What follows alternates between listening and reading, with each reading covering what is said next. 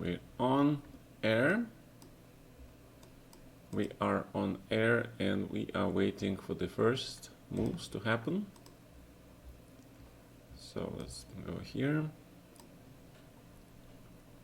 And we are live.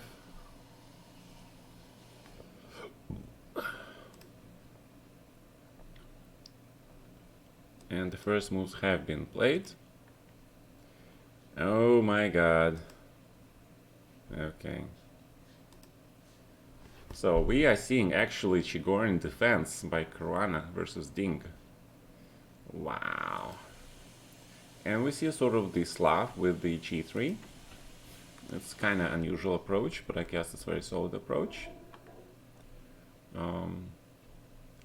Yeah, this actually interesting move order because the bishop f5, then white just can take on d5 or play queen b3 here, right? But Chigorin by Caruana, wow, I haven't expected that at all. Why not? Yeah. I mean, basically it becomes like reversed Vienna, where white plays this knight c3, bishop f4, and then goes for that knight b5 thing, right? So we're looking at something very similar. Except that, of course, in Vienna, white has a tempo up compared to this position, but still very interesting approach. So knight e3 is expected with idea of c3, and then, of course, the question is, what is white going to do with the knight on a3? It's going to be knight on the rim. Hello, guys. Hello, everyone, to the day 4 of the Magnus Carlsen titled event, right? Okay, so this is basically all theory. This, I think, even I recall. It's like some lines with knight c4, then bishop goes, yeah. And there's some more crazy lines here with rook e1, d4, some mates on f7, e6, some sacrifices. I actually recall, yeah, hi guys. I actually recall seeing a game in Bill Open tournament last year. I was sitting next to the board where I think it was Tabatabai playing. And basically he played this line with white against some Indian kid who was the GM maybe even. And the kid got crushed because he forgot the right move order here. Wow, look at all these lines. Yeah, definitely home preparation here. And look at this, knight b4, and knight goes back to c6. This is modern chess. Black is just saying your knight on a3 is not gonna look good. So you gotta go back or you gotta play knight b5. And if knight b5, then it's knight b4 anyway, right? Hey guys, New York City represent, what's up? So we have 15 people here. Thank you for joining. Look at this, and this looks like repetition, yeah? Already, they repeat the moves on the 6 moves. You know, I was hoping, really hoping that this Chigorin would lead to something exciting. And instead what we see here is repetition, yeah? Hi, Arn. Hi guys, repetition on moves 7 and 6 by Ding. What a guy. Okay, but this is far more exciting. So let's pay a little bit more attention to this game because we have two fighting players, very uncompromising. I like Nepo's style. He just basically throws everything at Vasily Grau's king, and he sacrificed the piece for the activity. That bishop on f7 was like a really working horse. He played bishop g4, bishop takes e2, bishop h5, bishop f7. So he spent like 1, 2, 3, 4 moves to get to f7. But that is still a piece up, right? a4, the computer doesn't really like. He prefers bishop h3. I'm pretty sure that Nepo analyzed all this, or he is improvising over the board. So piece sacrifice. The idea behind a4 is, of course, to play b5 and sort of eliminate this last defensive bastion for black. There are multiple ideas by white in this line to sacrifice the bishop on c6 and play queen c6 sometimes. Just based on the fact that king on e8 has really nowhere to go, and the only way to protect him is by black, you know, covering that d7 square. So g5 was played. Okay, so let's open the analysis board really quickly. So what we saw here was wait. Let's go back for a second. c4, c6, knight f3, d5. This is actually a very interesting move order. Sometimes white plays this. I haven't seen this in quite a while. If there's some problem with my video camera, you need to push it somewhere, or it's closing something, let me know, okay?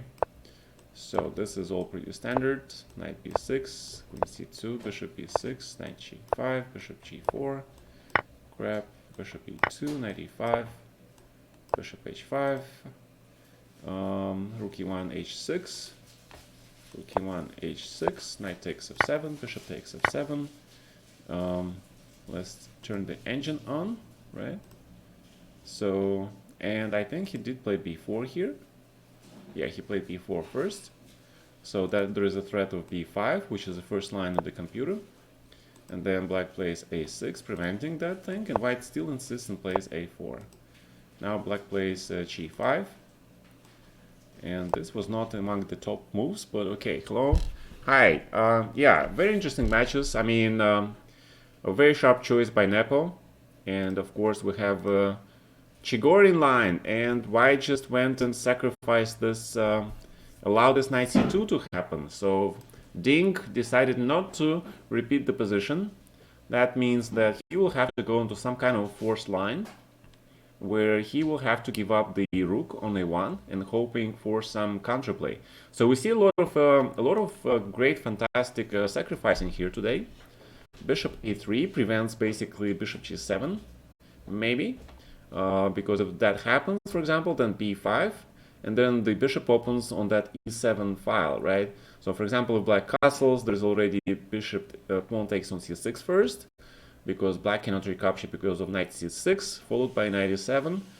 Since there are not that many moves, let's go over here. Bishop g7. Wait, whose move is this? g5, bishop a3, right? I don't really like bishop a3. I think something to do with this b5 would be nice. I really like computer move rook b1, followed by this b5, because black should not be able to castle, since this a5 and then rook b7, white gets really huge compensation for the piece, and that knight on e5 is a monster. Although it is kind of still early probably to say. So bishop a3, b5 also maybe too early. So, but the critical move, of course, is castling, right? So Maxim is thinking about this, because obviously Jan is gonna play something like b5 maybe, but no. So what is Jan's idea against castling? What is this bishop a3? This looks like one of those Nepo's automatic moves which don't quite work out, right? I really don't like bishop a3. Bishop doesn't belong there at all. I mean, if you want to do something, you can even consider taking here, play bishop in b5, but then of course knight on e5 is a monster. So b5 or knight g6 even, yeah. But bishop a3 just allows castling, because white doesn't have b5 of ap5 and bishop is in prize. You see the evaluation just jumped right away, and I think Nepo just completely misplayed his position, his attack. Oh my god, okay. And he's got, how many minutes he's got on his clock? 12 minutes on the clock? Ah, okay. So it's rook on... Okay, so I think I got the wrong position, right? Okay, yeah, I got the wrong position. So he does play bishop a3 here. Right. I was thinking, well, what's going on here? Nepo would never play rook b1, bishop a3. Yeah. So bishop g7, and now, of course, you see this, right? There is knight f7 and b5, and black is sort of really stuck in a bad position. But maybe he can survive after rook e8 or e6, which is why I probably would like to play b5 before taking here. Rook e6 looks fun, yeah. Rook e6 really looks like fun because of queen g6 and then rook e1 check. Right, okay, so that's the typical stuff for white here. And so what's going on? Bishop g7 has been played. So we're now looking at knight f7 or b5, because b5 allows castling, right? So that's castling, probably have to take. And now I would be really scared for black to take this pawn, because obviously knight goes with the tempo, and then that e7 pawn is being hit. Queen d7 is rook e7, and basically white is just dominating this position. How to win is not so sure, but rook b7 looks good, followed by simple bishop f8, then probably rook f8, or bishop f8, and then we have, what we have here finally is that white has rook and two pawns versus two minor pieces, but considering how weak is black king, how powerful the knight on c6, this position must be judged in favor of white, especially because this knight on c6 is just complete monster, right? And that a6 pawn is weak. So I would be really careful about taking this pawn. So maybe rook c8 looks good first. And then, of course, the knight f7, rook f7. Did they play something? Knight g6 has been played. Okay, so knight g6 is another standard idea. But I really like this computer moves first and doing this. And if rook e8, then b takes c6. But maybe the computer is right. Maybe this actually leads only to a draw because you know, black has everything protected, right? So let's check out the Nepo's move, which is third line actually, which is not bad. And let's go quickly to the Dink versus Kurana. So we saw that Dink sacrificed this rook on a1. He continues to go pawn grabbing in the center. Basically, he's saying that my pawn center is very, very strong. I would actually have liked to see this knight c3 instead of e4, but maybe Dink sort of went for this natural feel. He sacrificed the pawn in order to get this knight development with the tempo. And he also opens this e file. So Nepo sacrificed a piece for the attack. And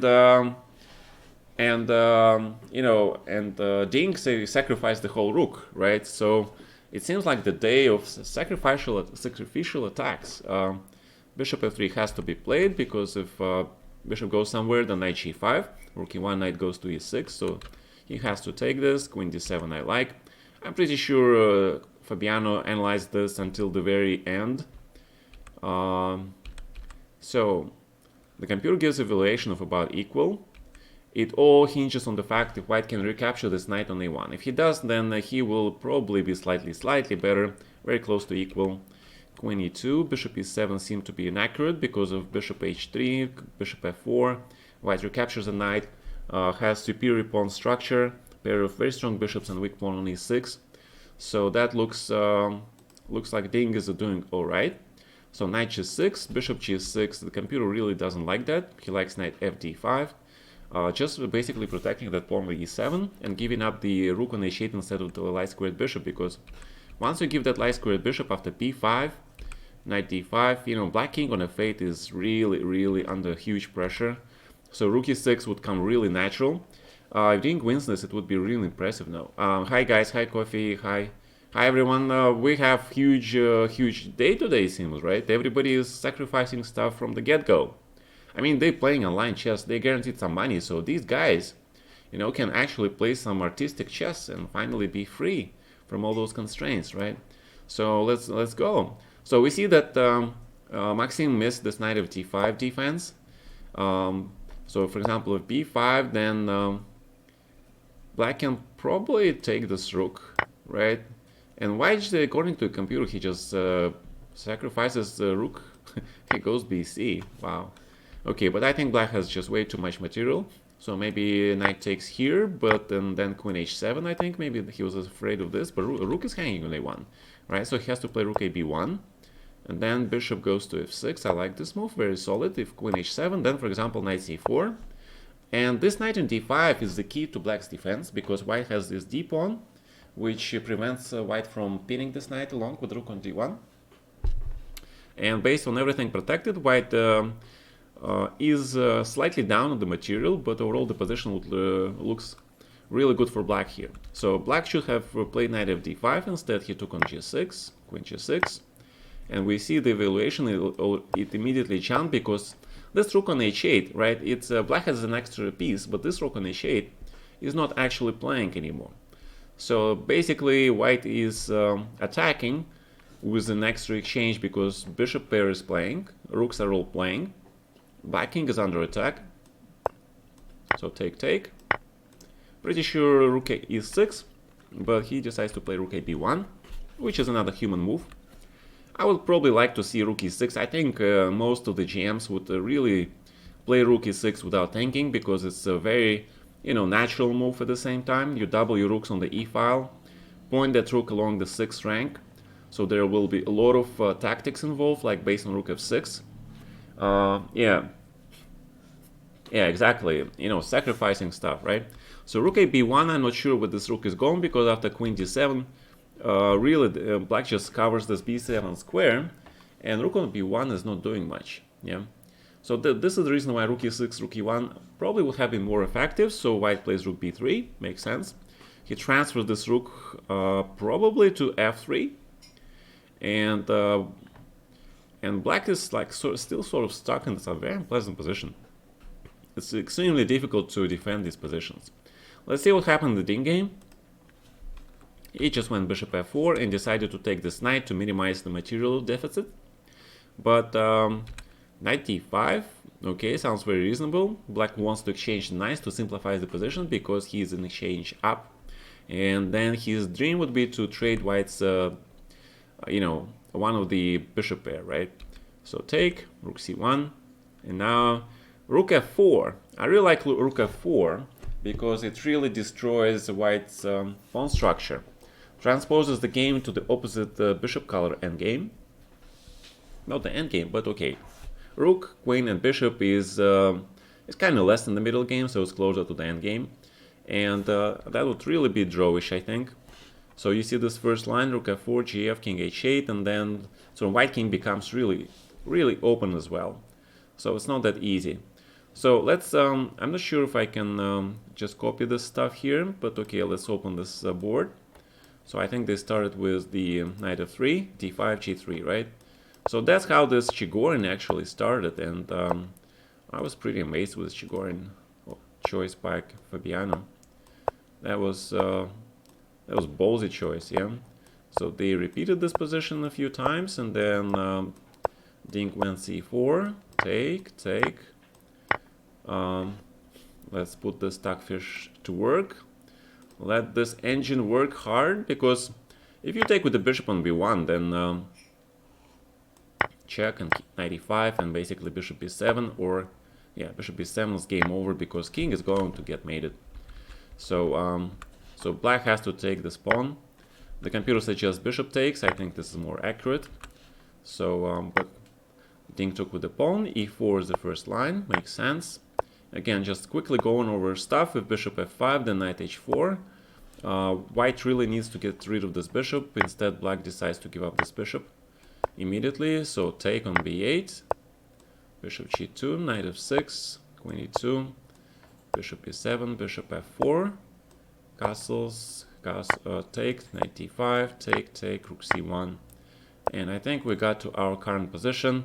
So black decides not to sacrifice the exchange. He plays rook b7, which is, I think, is probably not really the greatest idea, because black rooks are not doing anything here, really. After rook f4, that would really have destroyed, yeah, Ding and Nepo with white, going absolutely crazy, right? Both fianchetting those bishops on g2, and then just trying to open those bishops up. So that was very impressive. So queen h5.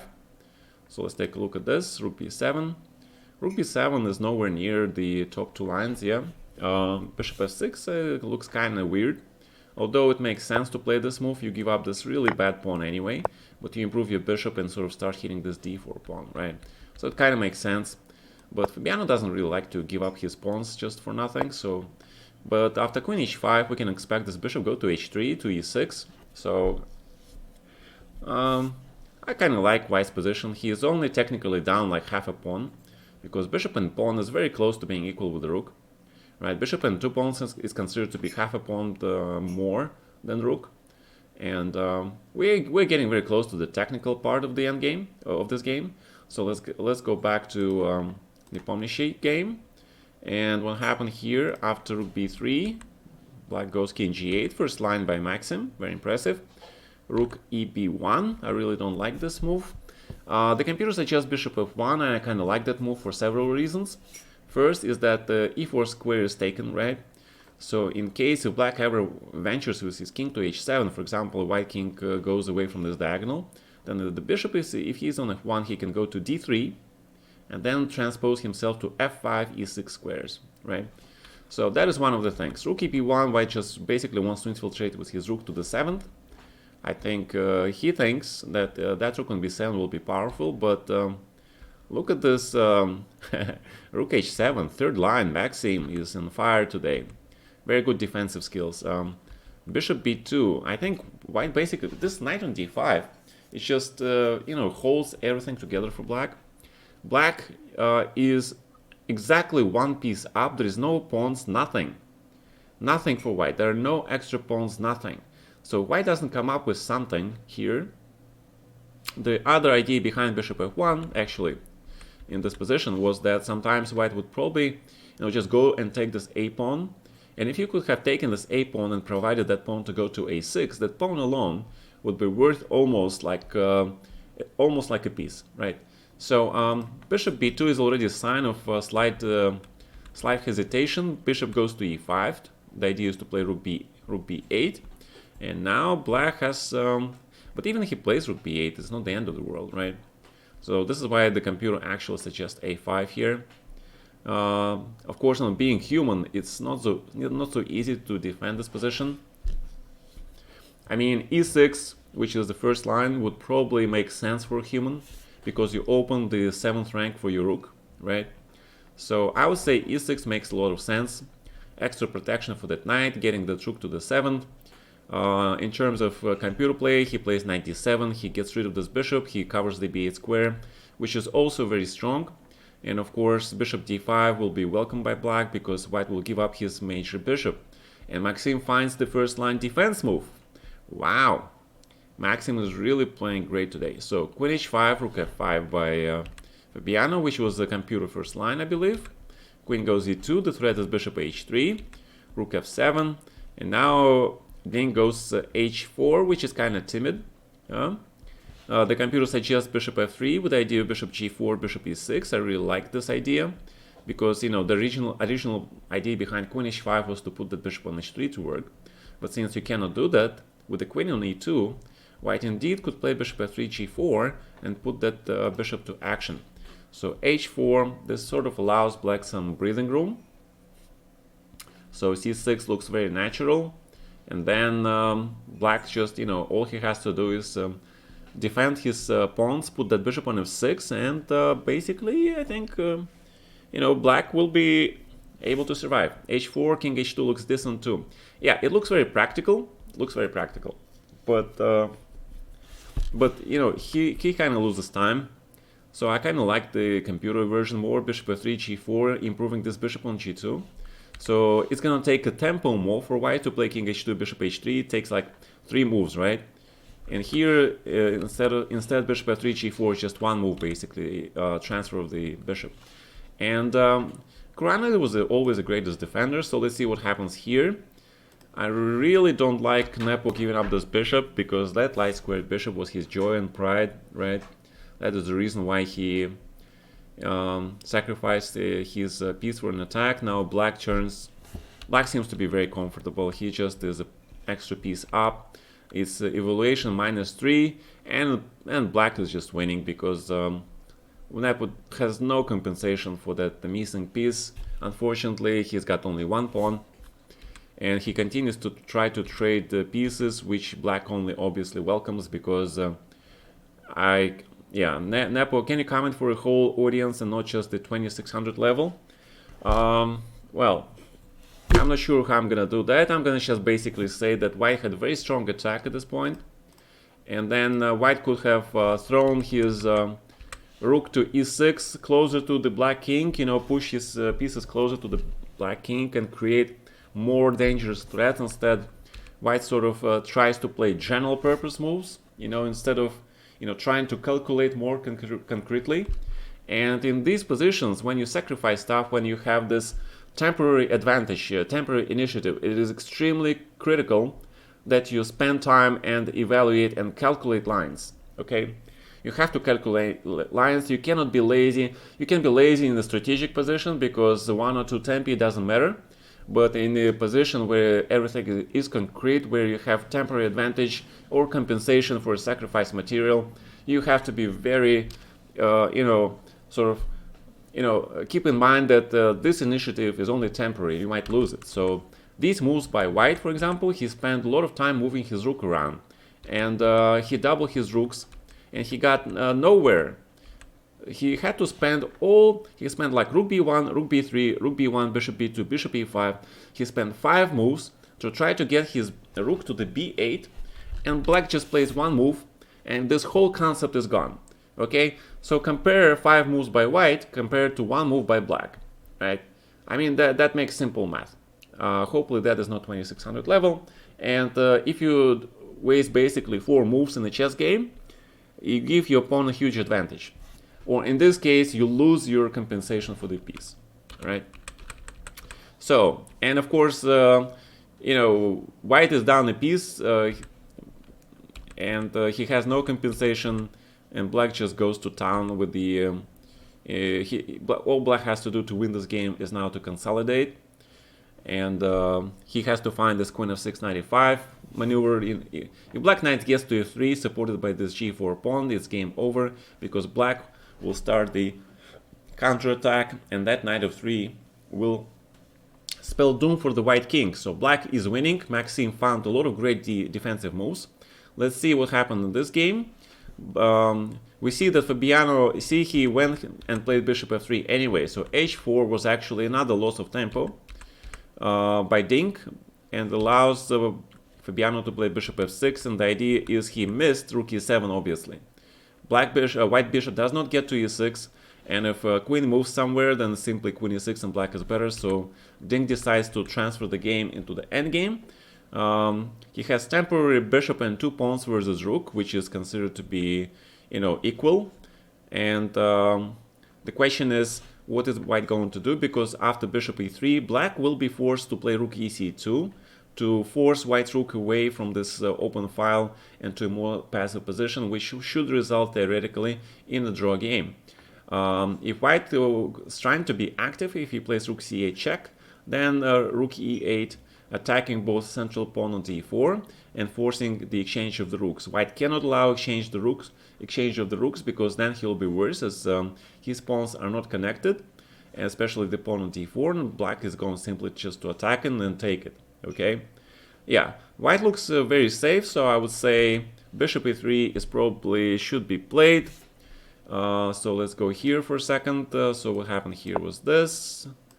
Queen e2 back, rook f7, c6, h4,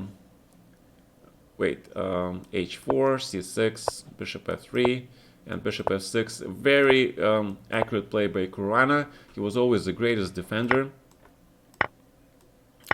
And we see this almost forced line, king f8. So these GMs, even when faced with low time, they still find the best moves the engine actually suggests. So you see the evaluation that white is still considered to be better here. In fact, 0.7 is like actually quite a large advantage. I wonder why is that? Maybe because black will be unable to attack this d4 pawn, and he will be unable to exchange the rooks anytime soon, as white bishop simply goes to b3, followed by d5, and then if possible d6, and then d7, right? So a5 probably has to be played. And then rook c3, and I like this computer's idea just to trade these pawns and try to get this rook a1, exchange this pair of rooks. So let's see what's going on here. I'm missing a lot of moves, I apologize for that. So instead, what happened was rook c7. It allowed black to activate his bishop, and what we see here is probably going to be a draw. Rook d7, rook c7. Because if white plays rook f7, then rook takes f2. So this is actually, Dink actually forces a draw with white. He has nothing better than a perpetual, otherwise he is losing this pawn on f2. Unless he wants to play bishop f4, which I really don't think is a great idea. So we are seeing the first draw. After all the sacrificing stuff, rook f2, okay, rook e6, queen f7, there is a mate threat on f1. So white played queen e4 and allowed this rook f1 trading. Black is now attacking. You see, guys, how the game changed? Now it's a white king that is under attack, because white basically got rid of his great attacking bishops, allowed black to come back into the game, and 4 moves that he spent on moving that rook around, instead of going for that king threat, putting that rook on e6, that rook on e6, planting that rook, is basically, it's just I think it's an automatic GM move. I'm not sure why Jan hadn't played this move. Yeah, so Dink Kurana drew. All right. Again, you guys see only very few inaccuracies by both players, and considering it's only a 15-minute game, I think it was fantastic defense by Fabiano. And of course, we see an absolutely great attacking start by Nepo in the game, followed by a great, some of the great defensive moves by Maxim. And now White is completely lost. And I don't know how Nepo is going to try to make a draw here. I think it's impossible.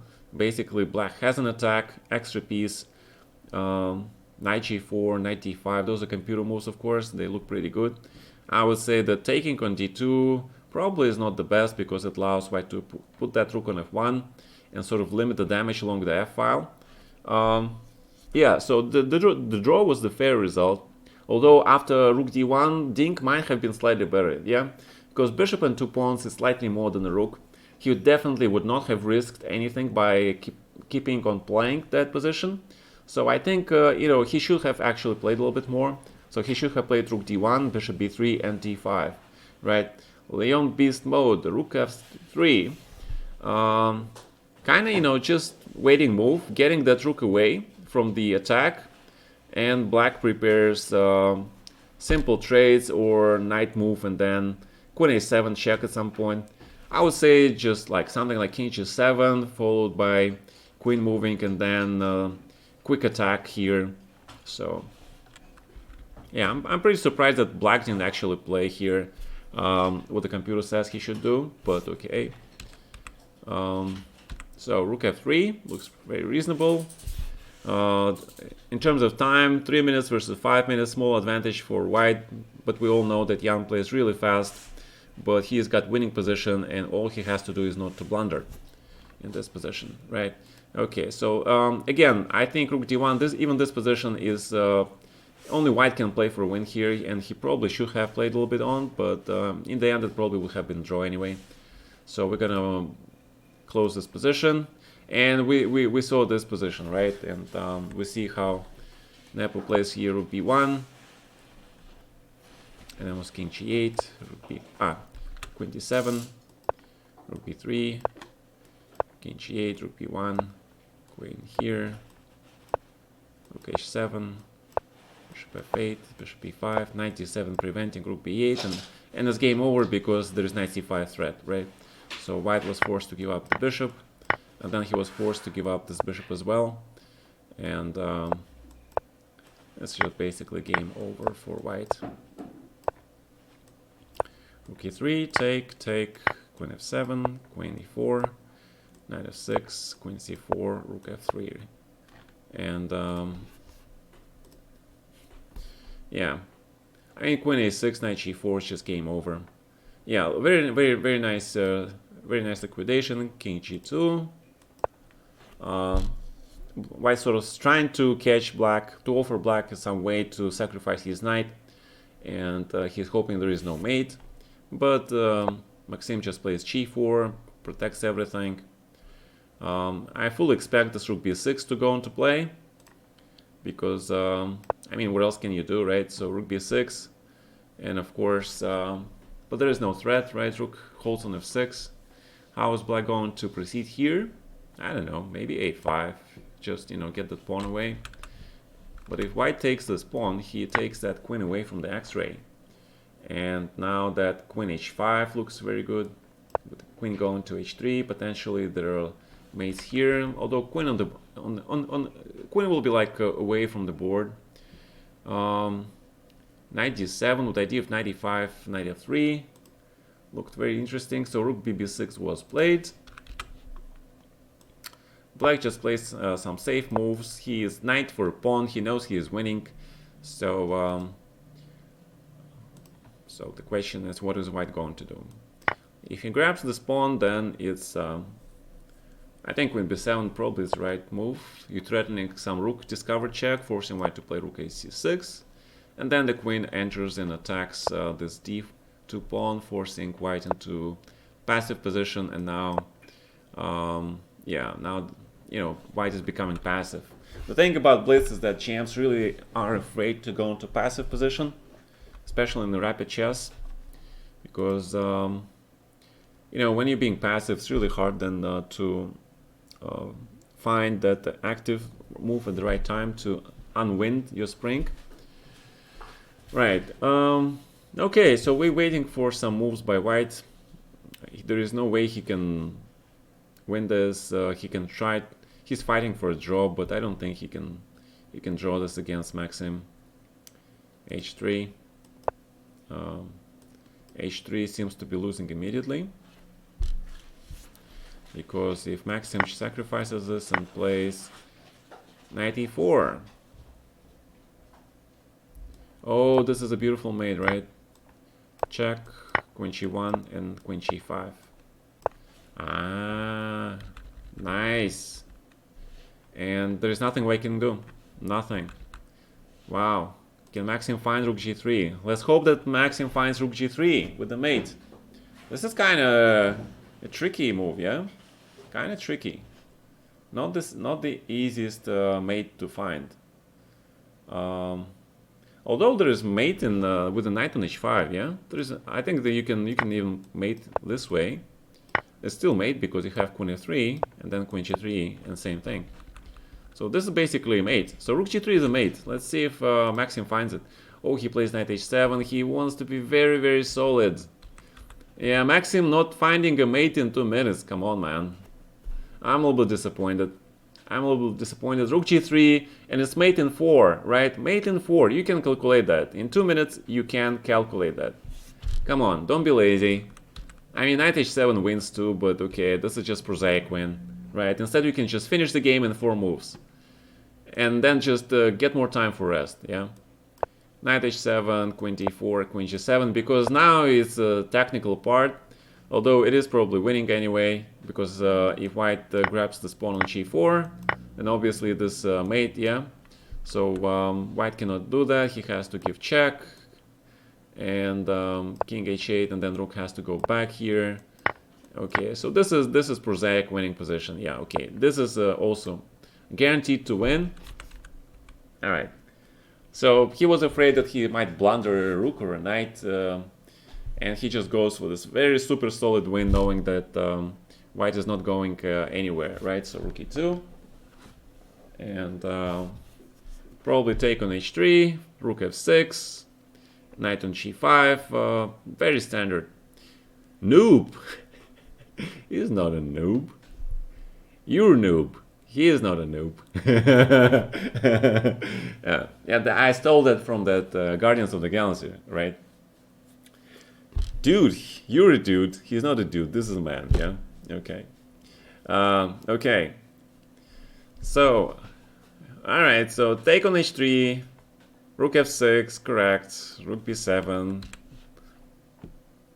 rook g6, okay, you know.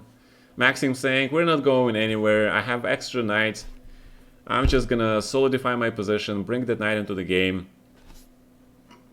Yeah, I mean, he's got nothing to lose, right? He's got nothing to lose. This is an online tournament, it's not like candidates, right? I mean, spend 2 minutes and find this rook g3, forced mate. Yeah, I'm a little disappointed, you know? Disappointed. I mean, it's kind of unfair now, right? Neput just played this huge sacrificial attack in the opening, and he gets to lose the game because black just simply grabs material and holds on to it. Come on, Maxim, you could have atoned for that sin by sacrificing the rook and making that mate. Puzzle rush fail. Yeah, guys, put this position to puzzle rush queue, right? So next time you know what to do, okay? I see. Alright, so okay, so this is prosaic win for white, for black. I mean, rook d6, knight e6 probably, whatever. Black needs just to exchange one pair of rooks. If he does that, then it's completely game over. Completely. So the only thing that holding white alive is this presence of 4 rooks on the board, because it kind of makes things, you know, jumpy, and black has to try to control everything. The mate in 7. I don't know. So black is going for this knight h7, knight f6, knight takes d5 thing. I'm pretty sure that's what he's going for. Or knight e4. Okay, knight e4, knight f6, knight takes d5. You know, slow attrition, right?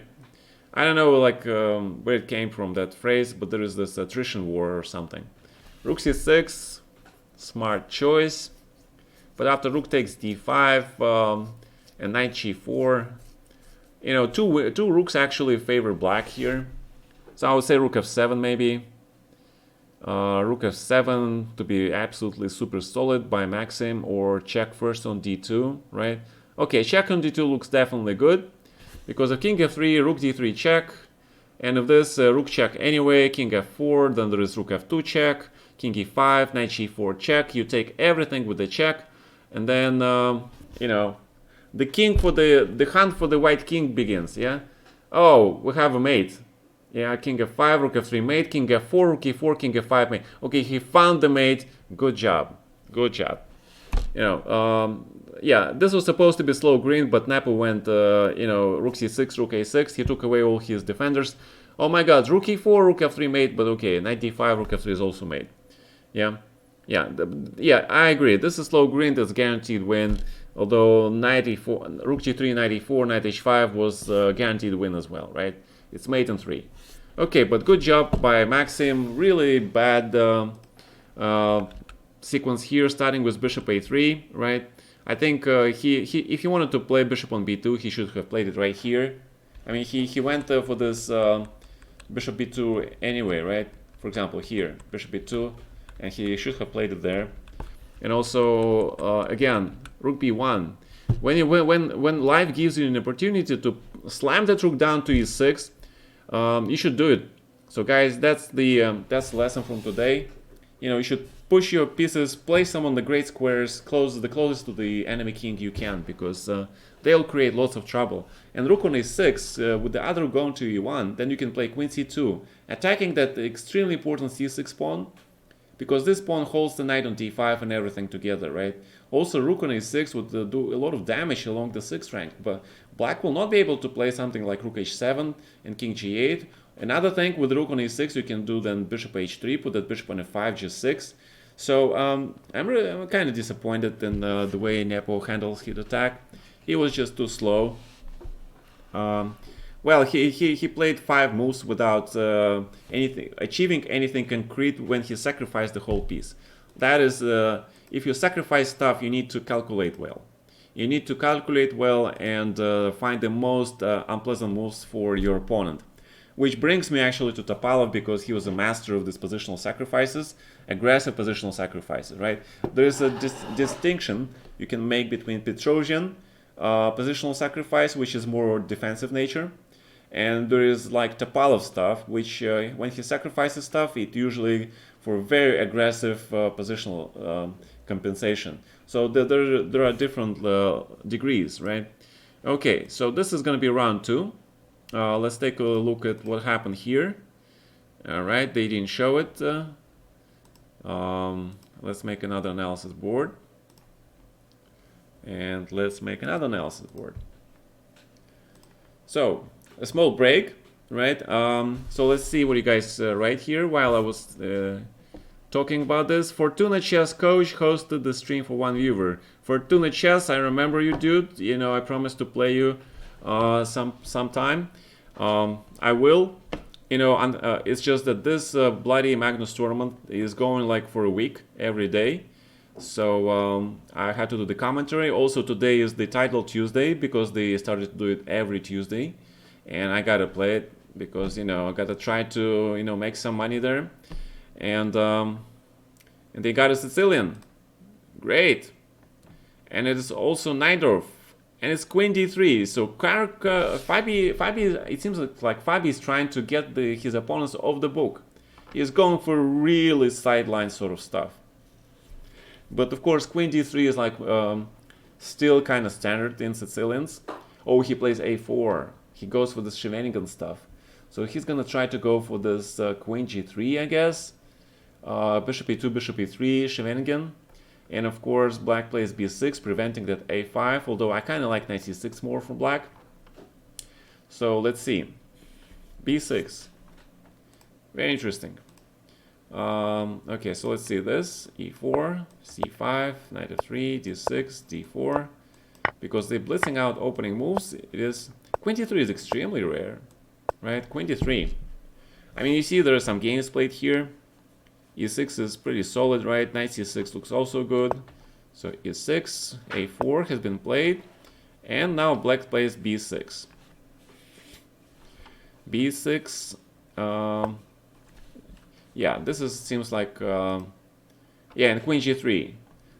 Yeah, Queen on G3 is really well placed because it prevents Bishop E7 normal development. I really think B6 was kind of inaccurate. Of course, black will have to play H5. He's gonna go for this hedgehog, I guess. But white can play Bishop C4. There's a key difference because you get a lot of similar structures and positions in the Southern Sicilian. If you guys go back to the Nigel Short versus Garry Kasparov match in '93, Nigel played a lot of those Southern's against Gary's Sicilian, but he never got any advantage in any of the games. Maybe I think he came close in one game. I'm not sure. Yes, A4 was my pet line, but without Queen D3. Does Dink ever play the Sicilian? But it is a welcome change, right? I mean, it's what we're seeing here today is very uncompromising chess by both opponents. People sacrificing rooks and bishops. When was the last time you saw Dink and Fabi or Nepo sacrificing pieces in the opening in a classical game? I would say no, right? I'm a kibitzer. I mean, I'm repeating computer moves, maybe. Yeah, I apologize, but I'm looking at the computer lines, but also looking from the human point of view, and the way I'm also like explaining the way I think when I study, for example, the openings, or when I study the game with the computers. I try to see the position, and then I mentally go over the processes, like, this piece is good, the structure is good, I want to play here on this flank, I want to play on that flank, and probably this will be a couple of moves that I would consider with the following plan in mind, and then I check the engine, of course, what the line he gives, and I see that sometimes the engine, basically the second and third line usually agree with my line of thinking, at least. I'm not saying like necessarily agree with the whole line of thinking, maybe, but basic, like outline, right? And then sometimes I see the first line, which is completely different, and then it's a question, how different is it, where it is different, is it tactically different, is it strategically different, the evaluation different. Sometimes the computer gives you evaluation, but sometimes computer is wrong, because he has the Kramnik's famous horizon effect, right? He sees only certain depth, so you gotta wait for the computer to reach a deeper depth to check recheck his evaluations, because sometimes he starts evaluation like +1, then he changes to plus 0.6, then it changes to 0.4, which is pretty normal thing in the opening, and in the middle game the computer starts to drop his evaluation or advantage for one side, and if he drops that evaluation, that means it's a playable position, right? I consider anything below 0.7, 0.8 as a really reasonable line for you to play, okay? So that's how I approach studying to chess. This is the reason why I say that almost any opening is playable now, because I think almost in any opening black can achieve that 0.6 plus for white, because 0.6 is basically not much, especially if you analyze with the computer further, and that's what the GMs do. They analyze further, and with a very accurate play by the engine, you minimize that drop. You drop that evaluation even further, and you actually drop it until it's a draw, because you have to keep in mind that if you analyze like until the very end, until the end game, look at the computer evaluation, for example, of rook of 3 pawns versus 2, which is considered to be a draw, right? Everybody knows it's a draw, but if, of course white is a pawn up, so computer evaluates it as +1, right? So you have to keep in mind all these nuances. All right, so what's happened here is that we basically see Scheveningen with f3. I think black is quite comfortable here. White managed to put his queen on g3, but he didn't get anything spectacular. I think black just got perfect Scheveningen. I think, compared to the lines where white is very active and he has f4, right, and that attack going with f5, black is just good. He's doing good. He is better. To understand this position a little bit, I actually played something similar myself with white against Topalov in Amber. I think it was 2009, and I played it with white, and it was actually blindfold, I think, game. And yeah, I wanted to play something really solid against Sicilian, and I played something this passive, and he crushed me with black. So I got really mad, and then the next game I played black. I also played Sicilian. I said to myself, I can prove to this guy I can play Sicilians as well. So I played Khan, and then I completely outplayed him, and I played very beautiful attacking game. I scored, and it was a tie. It was 1-1. So you guys, if you want to study Sicilians, I mean, probably there are much better games, but these two games are quite memorable to me. But because they were rapid or blindfold, I didn't include them in my book. So, and I actually managed today to add on my panel in the Twitch chat. You guys see there, just for you guys, so you don't ask like what book. You can go and see this link to my book. It is sold at Think is Publishing, and basically, get a preview, some reviews, stuff. Okay. At what rating should you start studying openings? You should start studying openings. I would, I'm very tempted to say the moment you're born. No, of course not. Okay. So I really don't like this bishop on d4. I just don't really like it. The idea is that you prevent black playing d5 and you prepare to play e5, but this bishop on d4 and knight on b3 is doing nothing. So maybe what is white trying to do here, maybe what I would have considered doing at least is to try to play this knight b3 to d2 or c4. Or, there's a very famous maneuver by white in Neidorf in the symbol structures. White plays knight c1, and then either knight goes to a2, b4. Why a2? Because he will protect this knight on c3. This knight on c3 is critical because he prevents black playing b5. He also looks at that d5 square, and sometimes to prevent those potential exchange sacrifices on c3, which usually ruin white's structure and give black comfortable game, sometimes white keeps these knights together. But personally, of course, I like white's knight on d4 much more because it's just more active. And in case of f4, f5, it starts hitting that e6 pawn, and there's a lot of Sicilian things going on. But what we have here is we have knight h5 and knight f4. Knight c5 looks very normal, but knight f4 is a very provocative move by Ding. Whoa! And we just missed another French Vinaver by Nepomniachtchi. They continue the candidates discussion. If you guys remember, Nepo was leading the tournament until he played Maxim, right? And they had exactly this opening, probably exactly this line. And Maxim won a great game, great positional game against Jan. Jan simply self-destructed there, right? So it went something like this, and then, and now we see the change, right? I think in the game, Jan took on the c5 with the queen, or with the pawn, and then he got really outplayed here. And look at this, he made this improvement. He is offering for white to keep taking the pawns, as long as that, because it's like in Grunfeld, this b6 pawn will be sort of like, taking care of a3 and c3 pawns at the same time. So d4 is good, take, knight e2. Yeah, we're basically getting the same thing as they got in the candidates. So let's see what lesson Jan took from that. I remember in the candidates he played the c4 move, which I really didn't like, and he plays it again.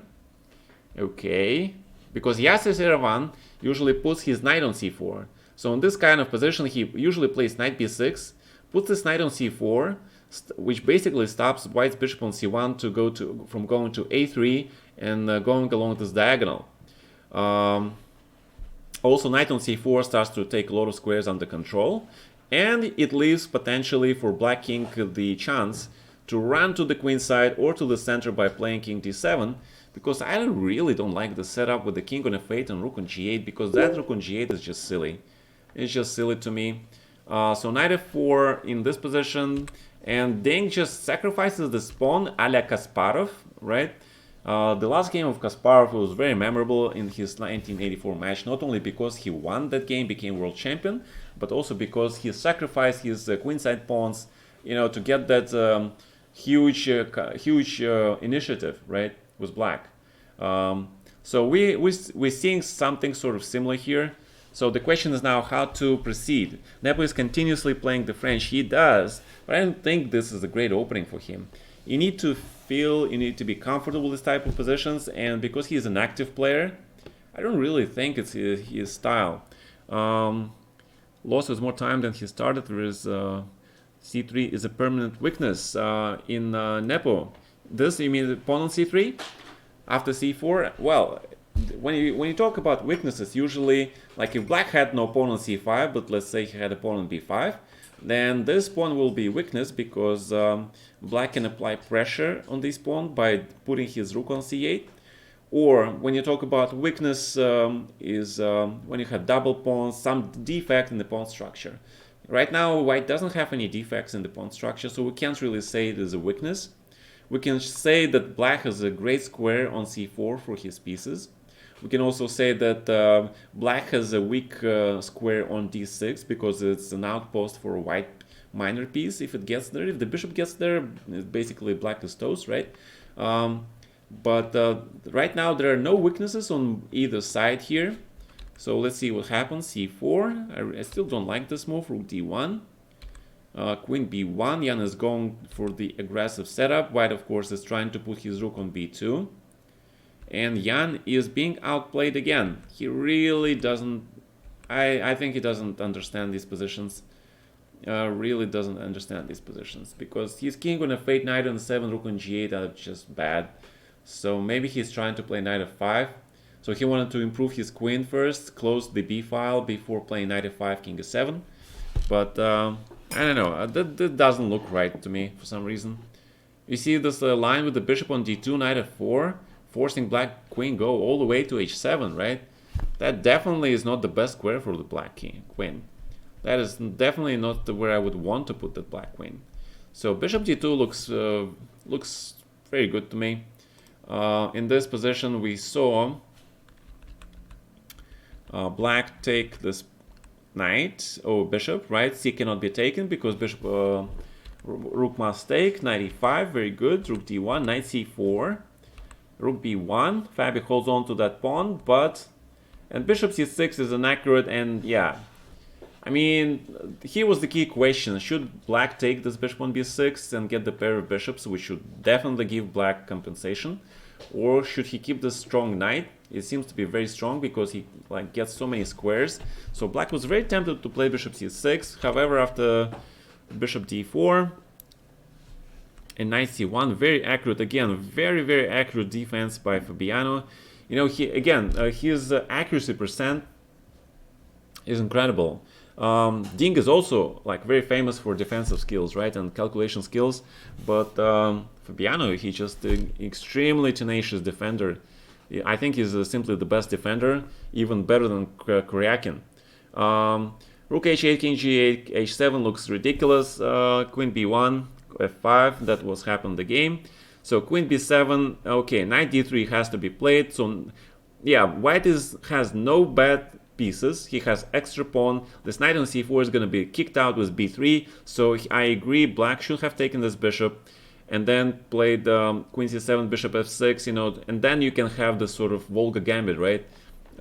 Pressure, or apply pressure on the white queen side, and with these two knights which have no great squares in the center, black would be okay. But right now, white is better. Yeah, it's just better because black's bishop on e7 is not doing anything. And now white gets this d5 square, so maybe bishop e3, d5, yeah. Extra pawn. Bishop d2 has been played, so knight f5 is impossible because of knight f4, f3, catching that queen.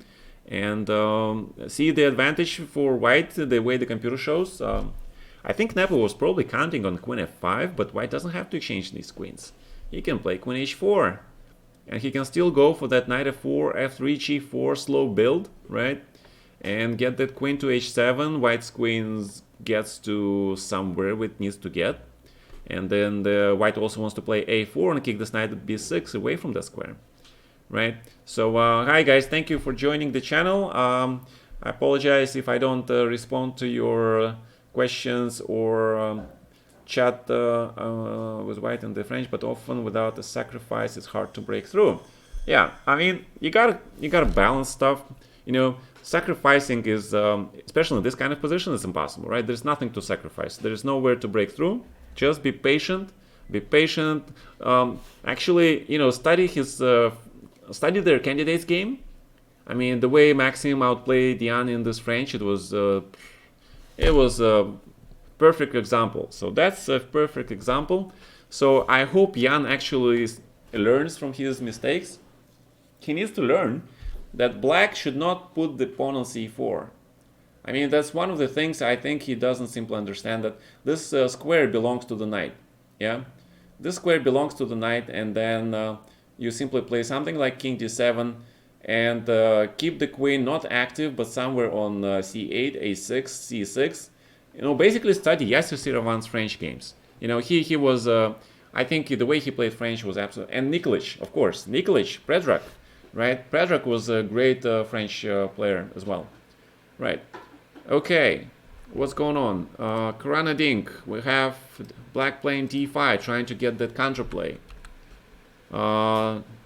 Bishop c5, perfect moment for white. You see this, guys? You know, black is threatening to play bishop e6 and sort of force white into passive positions because he wants to play 5. And Fabiano strikes through this bishop c5 move. Perfect timing, because black is unable to, you know, kick this bishop out, and he can't really exchange this bishop because then white's extra pawn really is gonna hurt. And but if he plays bishop d8, then white can just take on d5, play b3, and he has extra pawn with no compensation at all. So I think Fabiano is in driving seat this game. He's got a plus pawn. He's got you know, great pawn structure. He's got more time on the clock. So I believe in Fabi in this game. And we have seen what happened. So king e8 starts to run, but that queen goes to h7, right? That queen on h7 is gonna be misery queen. Absolutely miserable queen on h7. Yeah, there are precedents where black plays queen h7, but okay, so maybe he can survive. Maybe. Yeah, queen h4, then queen e1, then queen goes to d1 maybe, and black will have to do with something with that queen on h7. Maybe he's gonna go for this g6 break or g5 break. But after h takes g6, if knight takes, then knight h5 is possible, yeah. So, okay, it's still very complicated. I like a4, as we mentioned before, kicking this knight away. And knight a8, very good defense by black now. Okay, so Jan he understands now. The knight belongs near his king. Rook b7. Followed by bishop c1 and bishop a3. Now that is very strong positional plan by white. You know, as I mentioned before, white managed to get his bishop to a3, to this diagonal. It is very often that white sacrifices his a pawn for that goal. There are some lines in the Vinavir where white plays a4, a5, and then bishop a3, and basically just sacrifices his a pawn just to open this diagonal. Why king f8, rook j have to be played on this line? Yeah, then you know, I don't really understand it as well, but okay, he plays it this way. Hikaru just wasting important time streaming a lot. I don't know about Hikaru. I haven't watched his streams in quite a long time. Just like Sokolov versus Yusupov. Okay, so what happens in Kuran versus Dink? Black plays bishop g5. Rook d1, and Dink tries to organize this active counterplay, get something. Long time. I don't know. I think just you know, exchanges favor the side with material advantage. That's my point of view, and every exchange just brings white closer to that goal of using his extra pawn. So in this position, sorry, I'm a little bit on the weather. So in this position, white has control of the b file. However, if that rook goes, the queen immediately jumps to c2. That's the only thing that kind of stops me from you know, saying absolutely great things about white's position. So rook b7 check, I kind of like, right? It forces black to play knight c7. and then bishop c1. I like this computer idea. All right, so let's get to the analysis board. We have two boards, right? We haven't used those. Actually, let's set up the position board editor, because it's going to be a pain to put all those things in there. So pawn, pawn, pawn, knight f4, queen g4, bishop d2, rook d1, rook b2, black king is on d7, king, knight here, here, pawns, rook g8, and queen h7, and it's white to move, right? White to play. All right. Did I miss anything? I think I didn't. Okay. So white to play. And we see that Vachier played queen g3, tries to bring his queen to e1, which is very human. But you see, like, one wrong move, and black is now better because he gets this a6 knight b5. That was a problem with the a5 move here. Yeah, that is the problem with the a4, a5, because if you allow black to get this b5 square for the knight, that a5 pawn is also weak. Yeah, so that is the problem. That is why you have to be careful.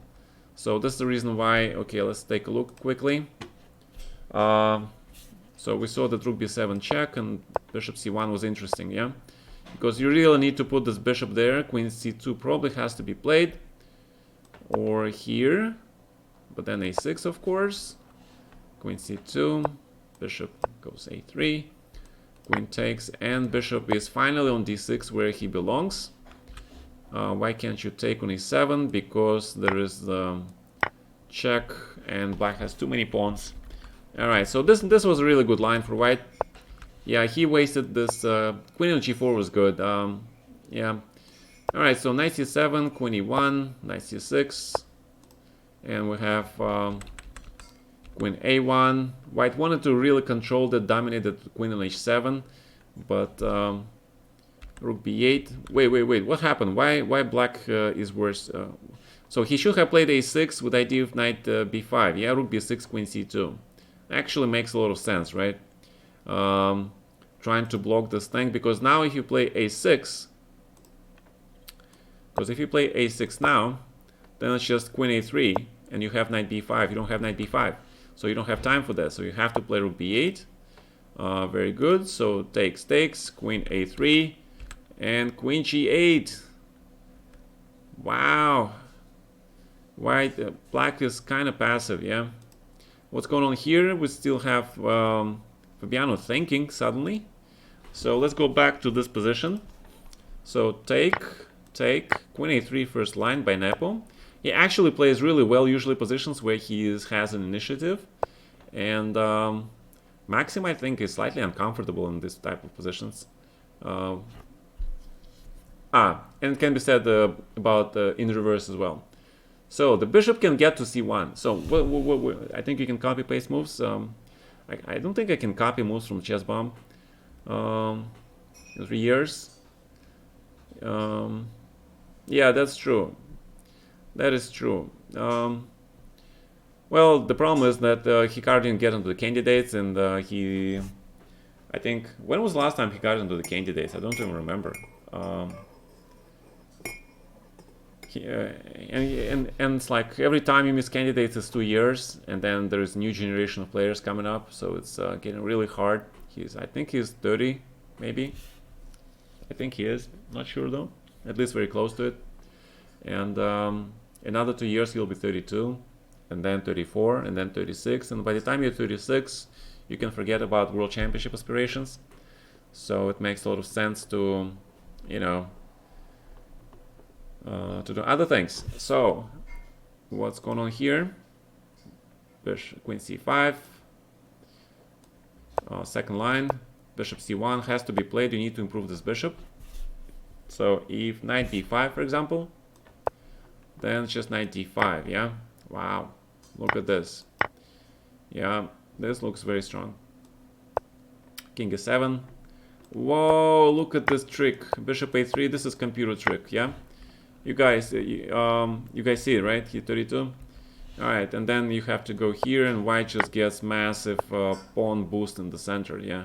It's just massive. It's just gonna win white the game because, yeah, basically you can just even trade this and play bishop b2, knight d7, c4. This knight on b5 is gonna be so restricted, and that's e6, bishop g7.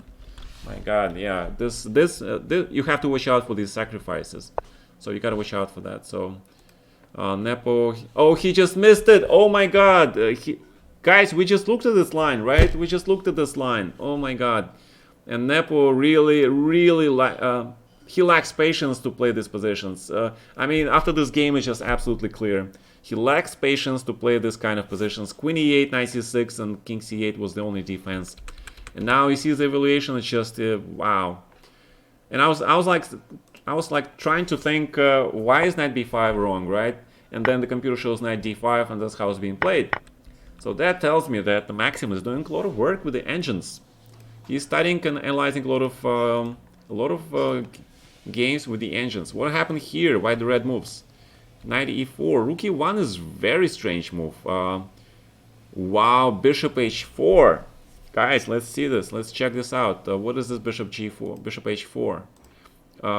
Edit board, right? Board editor. And then we clear the boards. Queen b7, bishop e4, knight c4. Yeah, Ding, his strength is in the positions where he has the initiative. That is his strength. So the pawns are here. f7, g7, h6. White has knight, knight, bishop. Knight, knight, bishop. Queen g3. King h1. Rook d1, f1. Pawns here. Right? Did I get it right? a4, a6. Queen f2, right? Okay. All right, queen f2. I missed the queen on f2. Damn it. I don't know how get rid of this queen on f2. I think this. Yeah. Okay, good. All right, so we figured it out. So queen on f2, and this is the game. Yeah, it's incredible. So black to play, and analysis boards. So let's see what happened here. Can we shift the game? No, we can't shift the game. So look at this bishop h4. What did we miss here? We're missing a lot of tactics, and these top players, they're missing tactics as well. So we missed the very simple rook c6, rook g6. Wow.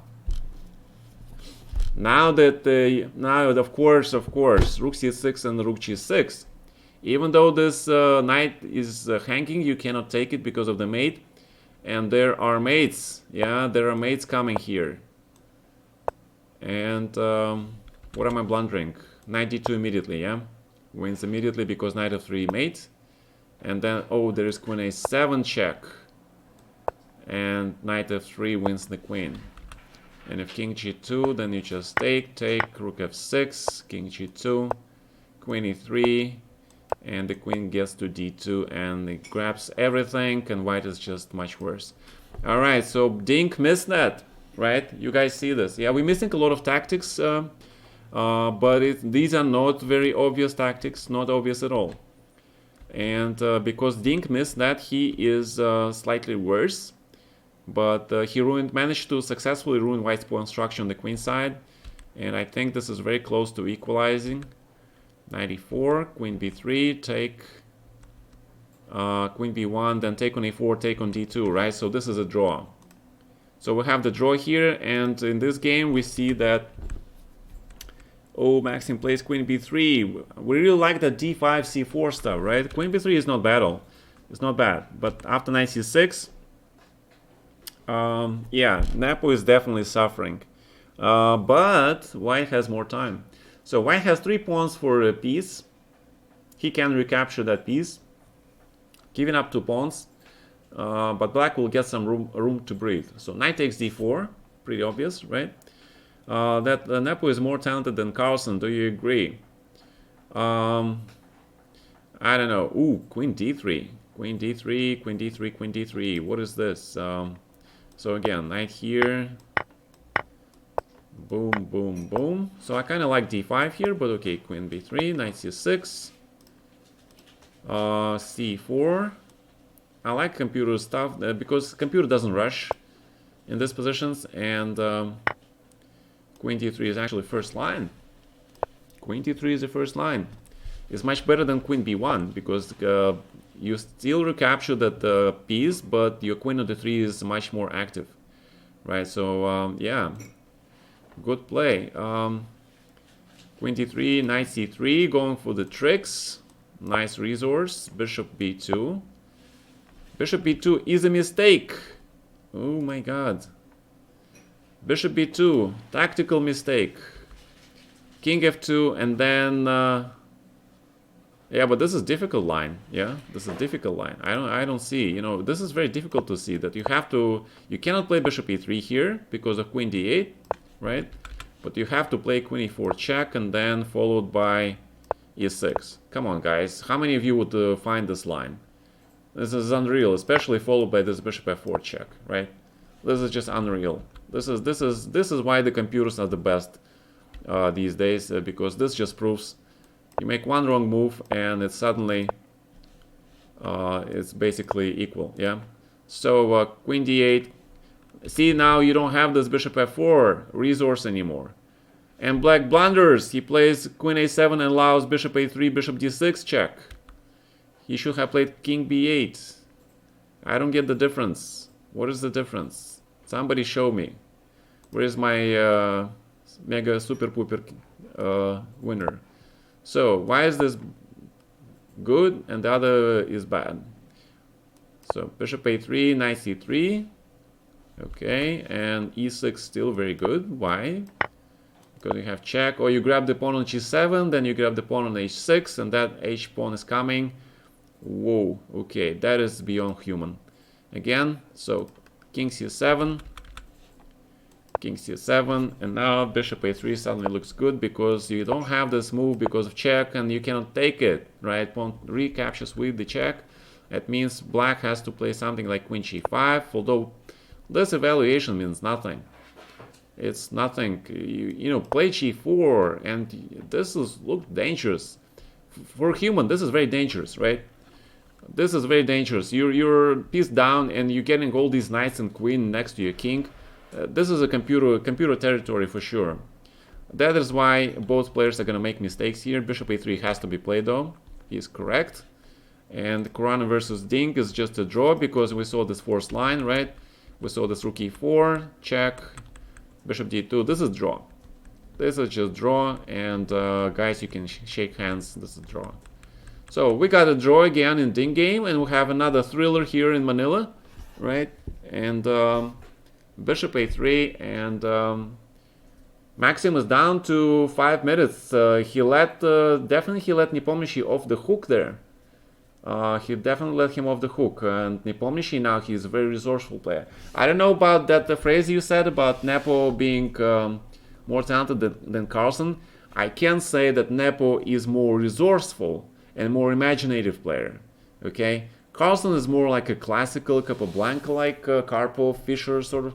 I wouldn't put Fischer into that category. I think Fischer was a very imaginative player. So definitely Carlsen's like Capablanca and Karpov player. And Nepo is more like romantic sort of player. The thriller in Manila, yes. I wouldn't even trust the evaluation this low depth. Yeah, yeah, that's right. Again, now we have, I think Nepo, he is realizing, that he managed to slip away from the great dangerous position. I think he is looking for ways like to win this, to try to trick Maxim now, because Maxim, even though he played all those first line moves, computer moves, he's still, this was probably one of the most critical moments. I really like this d5 move, which I think he should have played. Not allowing that knight to go to c6. Not allowing that knight. He should have played this move. But okay, since we passed that, bishop a3. Jan has more time on the clock. He has, and he finds this queen g5. Oh, good job. Okay, queen g5, and I would say that Maxim might just go for a draw here just to be safe. I think he might go for a draw here. Queen c8. Queen d8, and then he just might grab this pawn, and go for a draw, because you cannot exchange the pawns. White is just worse, right? So probably take here queen h4, and then this is gonna be something like this. Yeah, I don't see how black can improve either, right?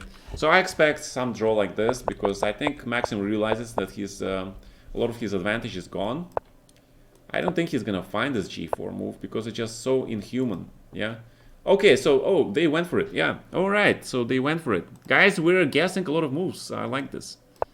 I like this. Bishop d6, and we see this position. So what's going on? Queen c8 check. Queen c8 check has to be played, right? Get that queen to d8. Unless white wants to play something like c5, but I think white is actually starting to look for a draw here. So that's good. These guys draw. Oh, you guys still playing? Why are you playing? This is draw. The white king will never be allowed to get to a5. The bishop on b6 will be just too comfortable for that. And if white plays bishop d4, you just exchange this bishop, play king d6, and it's just a draw. So h4, putting your pawn on the dark squares. My god, this goes against all the principles of bishop endgames. Why do you want to play h4? Is it computer line? Yeah, this is a computer line though, yeah. h4. Well, h4 makes sense only if you look at the potential plan by black king, sort of like to get to the white's king side here by getting to e2, f2, and then, you know, these pawns will be unprotected by the bishop, but of course white is not going to allow that king to get anywhere close there. So exchange king e3, and the threat is what is the threat? I don't see the threat here. What is the threat? Because yeah, black knights are tied up. This is a great positional thing, but how can white improve here? I really like this g4 line, and then what? f4.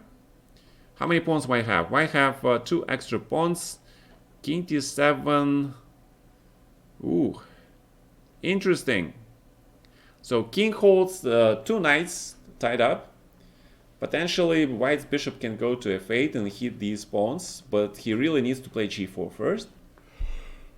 Well, he really needs to do that. So g4 is being played, and now we are thinking maybe black should play here. I think g6 has to be played, because you need to break up this pawn chain. You gotta break this pawn chain. If you can manage to take on h5 and create that f5 square for your knight, it has to be done. Because then you can potentially block a lot of things. After exchange of queens, aren't the knights stuck together with king e3? Guys, you're thinking like a GM. I like that. And now we have this very interesting g5 line, which should not work right now, because you take on g5, h6, and then you sacrifice 2 pawns. Black gets superior structure and great blockade, and white is just worse, I think, right? So let's see what happened here. Take, king e3. Computer likes this king d7, g4, g6. Very accurate play. So just to show you why g5 is not good, because black simply goes and grabs these 2 pawns, and then the king goes to c6 until black maneuvers his knight to c6 later. King goes to e6, and I think white is like gonna be stuck in a quite dangerous position, to be honest. So king d3, king c6, I think. f5 was yeah, king c6, bishop e7. Okay, so what about knight f5? Knight f5, bishop b4, king c6. You have bishop d2, right? Okay, so that is how white is achieving this, yeah. And that is why black actually wants to play f5 and king f7.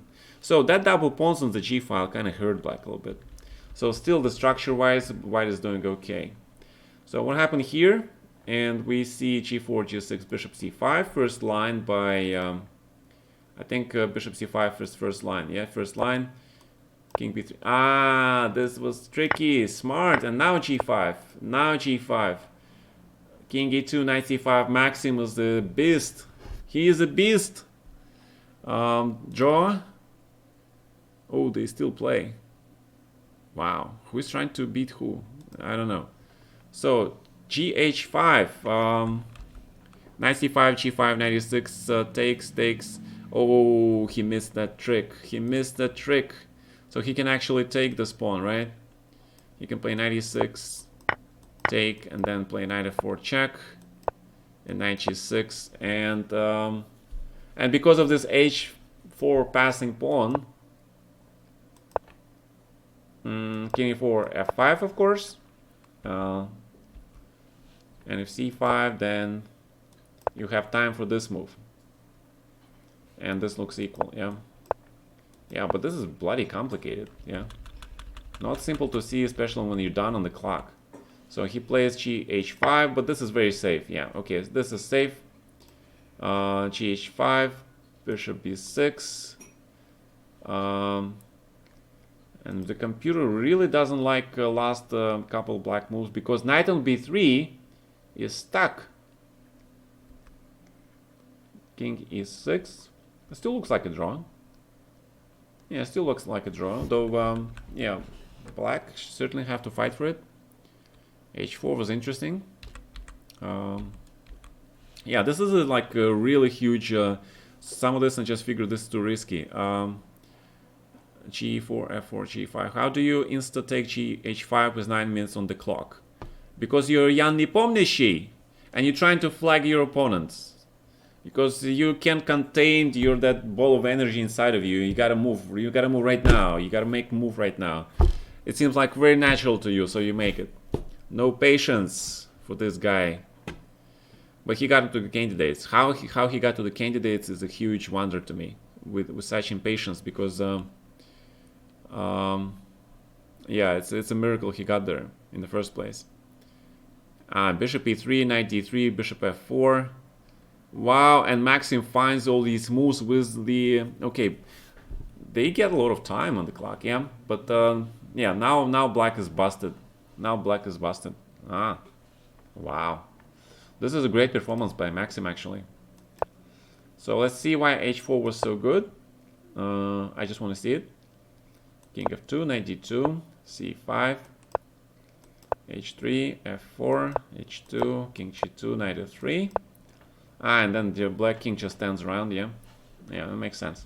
Okay, so that was the computer line, and instead we saw this happened, and then it was king e6, I think, right? King d3, king e5, king c3, and very, very accurate bishop e3 followed by king d3, because if knight f4, just to show you guys, knight f4 is losing because of this incredible king d4. You see how this white pawn on g4 is stopping both of black pawns. It's extremely important because and your queen promotes with the check, which is the reason why black is losing here. But he has this king f6 move, so he's not exactly losing immediately. And if c5, then king e7. Yeah, so black probably should have gone for this line, because here he might have a chance. Yeah. So I think he miscalculated. He plays really too fast for his own good. He plays really fast, and white has to find bishop a7 winning. If he does it, he will be the greatest Maxim ever. Ding versus Fabi, super messy. This is a draw. This is a draw. But I like how these guys fight until the very end. Fabi missed the win. Where did he miss the win? King g1. Oh, he's not winning anymore. Wow. This is actually, I think there's some studies on this topic. This pawn on h4 takes away this critical g3 square. So this is the reason why this is a draw, because this is f pawn, is also h pawn. And white has no access to the g3 square without taking that h4 pawn. So it's a draw. Oh, it is an exciting draw though, yeah? And Maxim finally played an inaccurate move. He took this pawn. Yeah, bishop a7 was just winning right there. Very, very difficult. You see how difficult these endgames are? Even though they're very limited material. But how difficult, especially when you're down on the clock. Bishop a7 just wins because white cannot play, black cannot play this move. That pawn just queens, right? King g4. and c5, and that's just much faster. We also get the queen versus pawn endgame, right? So, and if he doesn't do that, then it's just bishop attacks the knight and king brings home the bacon. Instead, he took on this pawn, and then after knight e4, black is surviving. He should be able to survive this, because 0.9 is not enough. Knight d6 has been played, bishop c5, knight e8, knight is being transferred to e6, one of these squares, and white is sort of trying to kick that. Still a lot of fight, yeah, still not easy, but it's very close to the draw. The reason why it's such a minimal evaluation, because your a8 square is the wrong color for the bishop. So if black manages to exchange the f pawn for the g pawn and then give up the knight for the c pawn and his king to be on b7, is a theoretical draw. Okay, this is yeah, king brings home the bacon. Yeah, sorry. It was the bishop that did all the work though, right? And king, like a true esport player, he steals that kill, yeah? He steals that score from the support, yeah? Supporting bishop and carry the king. Right. Yeah, we love the esports references, guys, you know. So that happens all the time. I mean, like, I remember like my previous game, support was, I was playing ADK, and the support was like, I don't know, he started taking all my creeps, and I said, okay, it's a good game, GG. Alright, so bishop e6, and they agreed on a draw. Oh my god, without playing any further.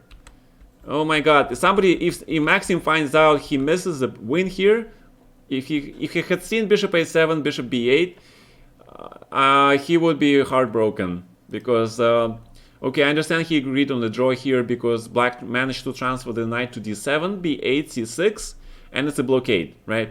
If the knight gets to c6, it's a blockade. It's a total blockade with the king on e6, pawn on a6, everything on the light squares. White cannot get through. All right, okay, they agreed on the draw because, you know, they see this line, okay, they are super GMs. Knight f6, king f4 has to be played, knight d7, and then the only way to stop the knight from reaching c6 squares by playing bishop c7, but then black plays knight c5, and you know, in the end, it's probably impossible for white to completely stop that knight from going to c6 without actually giving up something or exchanging these pawns. If black simply exchanges these pawns, it's already a draw because knight, you can give up the knight for that c4 pawn. All right, so a fantastic performance. Both draws very, very hard fought until the very end. You know, it was solved in the end game, right?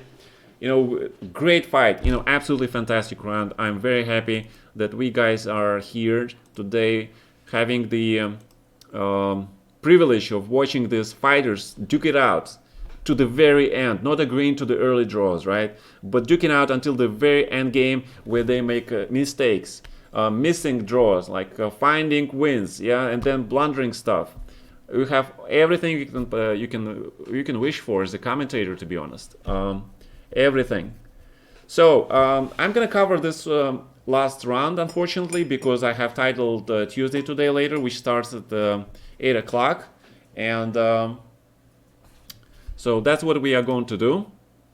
Let's take a look. I have some. You know, some people are following on the Twitch, you know, so trying later to rate them maybe, I don't know.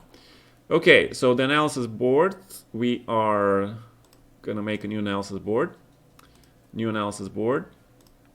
So this round 3 will be the last one that I'll be making a commentary. I hope you guys enjoy so far the huge fights here. Personally, I find these matches absolutely worth commentating because you get to see the top players, the way they're thinking, how accurate, incredibly accurate they play, yeah? Incredibly accurate for almost a blitz game, because 15 minutes is not a lot of time. They have to navigate through the opening, right?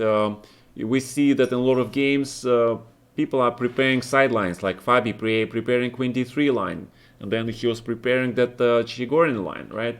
So we are getting into the unknown territory like relatively soon.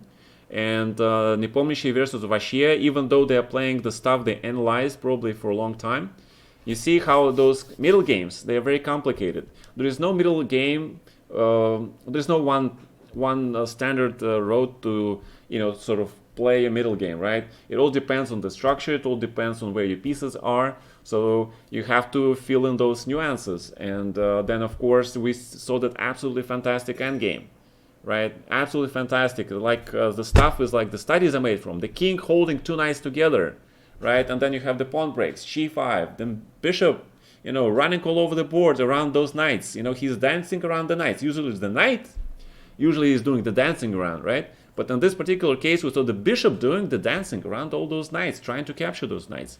Wow. Yeah, so many transitions, and it really was decided at the very end, right? Just like Maxim missing that win with the bishop on a7, it was like 4 moves before he agreed to a draw, right? So that was critical move.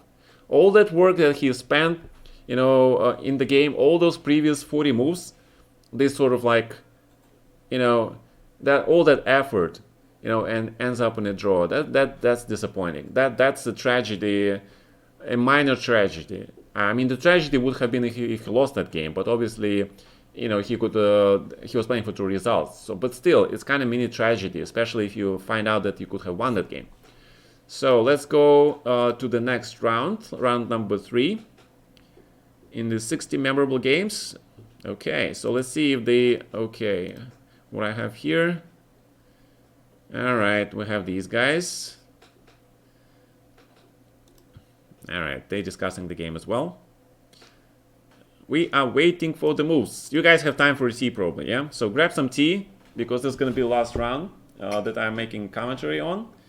I really would love to do the commentary for the 4th round as well, but I need some energy for the Title Tuesday.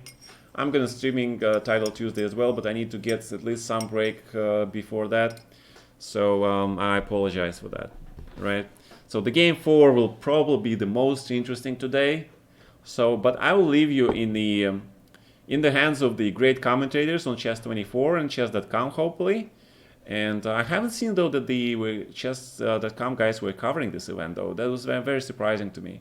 They should actually cover this Magnus event. They should respect the world champion organizing the tournament. Probably they do, but I haven't seen them.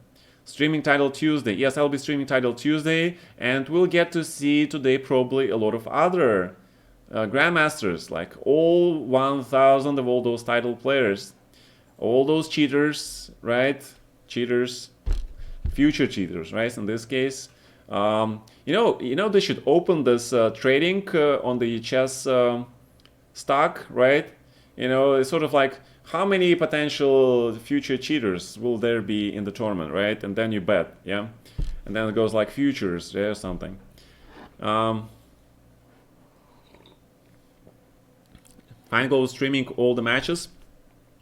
Okay. Yeah. Good for Feingold. Yeah, but last time I played Title Tuesday, actually I think I managed to get the share of the 2nd, 3rd place, which for me, for the old boomer like me, it was a fantastic result. I think I won like $80 from all that sharing, yeah, because they lowered the prices, and then there were like 7 or 8 people sharing the 2nd place, so we all got $80 each. So not bad for 2 hours, maybe 3 hours tournament, yeah. I mean, in these days especially. So let's see. They haven't started yet. Yeah. What is your score against Shirov? I think we're about 50%. I think I'm pretty much 50% with everybody, except maybe I don't know. There were some people that I have very negative score. I mean, against recent top players, of course, I have negative score because they're much younger. I have definitely not a single win against Fabiano. I managed to beat Hikaru in 2013 in the Grand Prix in Greece. I think that was my only victory over him. I think he beat me twice, so that's still like -1, +1, +2, even, you know, it's not that large of a difference, I consider. Then among the other top players, Grishuk. I don't know, is Grishuk in the top 10? I'm not sure, yeah? So, no clue. Okay, let's find out, okay? Let's not guess, and let's go to FIDE's website. And let's check out all those rating lists, yeah? I mean, it just takes a moment over time. All right, so let's see. I am number 26 here. See, so I am next to Bakro, Robson, actually, Maksudlu, Gelfand, Ivanchuk. You know, these guys had 2,700, but they started to play less, and of course they get older, so we are sort of getting close together, right? And then you see also Fedoseev, young guy, Luke McShane, great guy. Van Force, Jordan, slightly moving up, but you should move faster. Ysepenko, Russian talent. Lichao, haven't heard about him in a long time. He was 2,700 at some point. Yakovenko was also in the top 15 players at some point. He had 2,750 or something, and now he dropped to 2,684. Chaparinov, of course, Matlakov, Amin, Almazy, Shanklin, Sam. I mean, the way he works so much on chess, he should be at least 2740, 2750, but unfortunately he isn't. Matthew, I haven't heard this name in a long time as well. He is holding the fort, being in the top 40 players. Alexeyenko, Dubov, Michael, the legendary Michael Adams, also my generation player. I'm very happy to see him holding on that 2700. Anton, a very promising Spanish new player, very promising hard worker, great talent. Expecting great things from him. Boo, okay. Natural talent. Tomaszewski, natural talent. Yu, hard worker. Jeffrey, very hard worker. Le Kwang, natural talent. Vallejo, hard worker. Artemiev, natural talent. Wojtaszek, theoretician. Hare Krishna is now a theoretical player. Navarro is a very theoretical player. Vityugov is a practical player. Svidler retired, but he is 2700. Great job. Vidic, again, another Indian, very hard-working dude. Andreikin still there, not bad, but Firuzai is 21 already. Not bad. Topalov is just basically not playing any games, so he's holding his rating. And Hikaru is already number 18. He was 2760, 70, not very recently ago. Kuryakin, just not playing those games. Anand playing very few games. I'm very happy for Rappert. I'm very happy for Wang Hao, of course. Mamedyarov, he dropped a little bit. Wesley dropped. He was number 3 at some point. And Grishuk is number 6. Wow. Okay, Grishuk is number 6. So I have really bad score against Fabi. I have bad score against Dink, but it's not that much. I think it's -2. Nepomniachtchi is probably 50%. Maxim is probably +2 for him.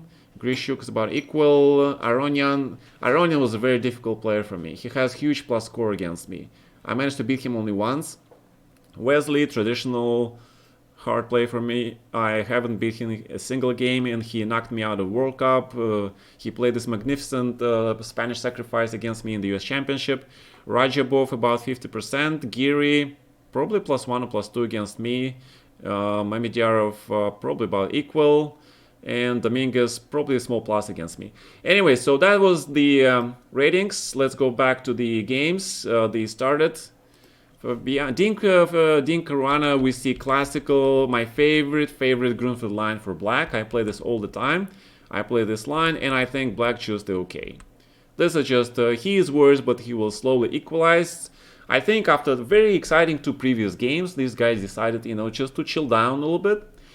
Play some very solid positional game. They wouldn't mind against a draw because you need to conserve that energy. And when you're playing that type of chess at that type of level, you spend a lot of your energy. So I'm expecting here probably knight c6. I don't want to take on e5 because that will allow white to take on e5 with the pawn. Although this has been played, yeah. But white gets e4, forces black to take on e4. That knight on e4 potentially has a huge square on d6. Okay, so this is already slightly iffy for black. I would not have taken the bishop on e5. I would have played knight c6 immediately.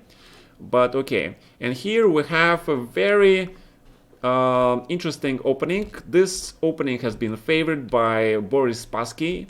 I think thanks to this opening, he basically became the world champion. He was just very aggressive, going straight for the king, and that's Jan Nepomniachtchi today. That is his style. He's actually a lot like quite Spassky, yeah? Except Spassky had a much milder character. He was less temperamental, yeah. He was really fighting out on the board, and always fighting for the initiative. Okay, so what are the critical differences between natural talent and hard worker? Well, the difference is how you get your rating, by working hard on all aspects of your game, or just being a practical player without working hard and just relying on your intuition and talent. Shanklin current is 2731. Good job. Okay, I'm very happy for him. All right, what else? New hiking, his world ranking. Heike Westerinen. Okay, was one of my favorite alcoholics. Wow, what an interesting topic for the chess channel. Okay, we should probably like put up how many famous chess alcoholics were in the top 10 in the world, right? Yeah, and then do the top 50, do top 100, and then the next question will be like, did alcohol help them to play chess, or did it actually inhibit their chess abilities? That will be also another interesting survey. I mean, obviously alcohol has some relaxation properties, right? And also I would say even some medicinal properties if you take it in small dosages, right? I mean, because chess is tough, yeah. Chess is all players are tense, right? Alekhine lost to Avia, yeah, but that is true. But he overdid it, yeah. So you got to know your balance. So I'm not against alcohol. I think really small dosages, like okay.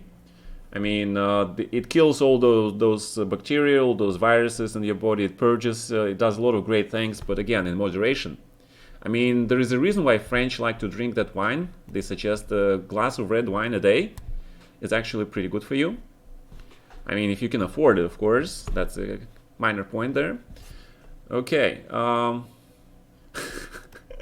Well, there are many stories, right? I think there were like some old school writers, right? Remember, there were some stories. I think it was Mark Twain even. There were some famous stories about how there were people who were drinking and smoking all their lives, well until they were 70 or 80.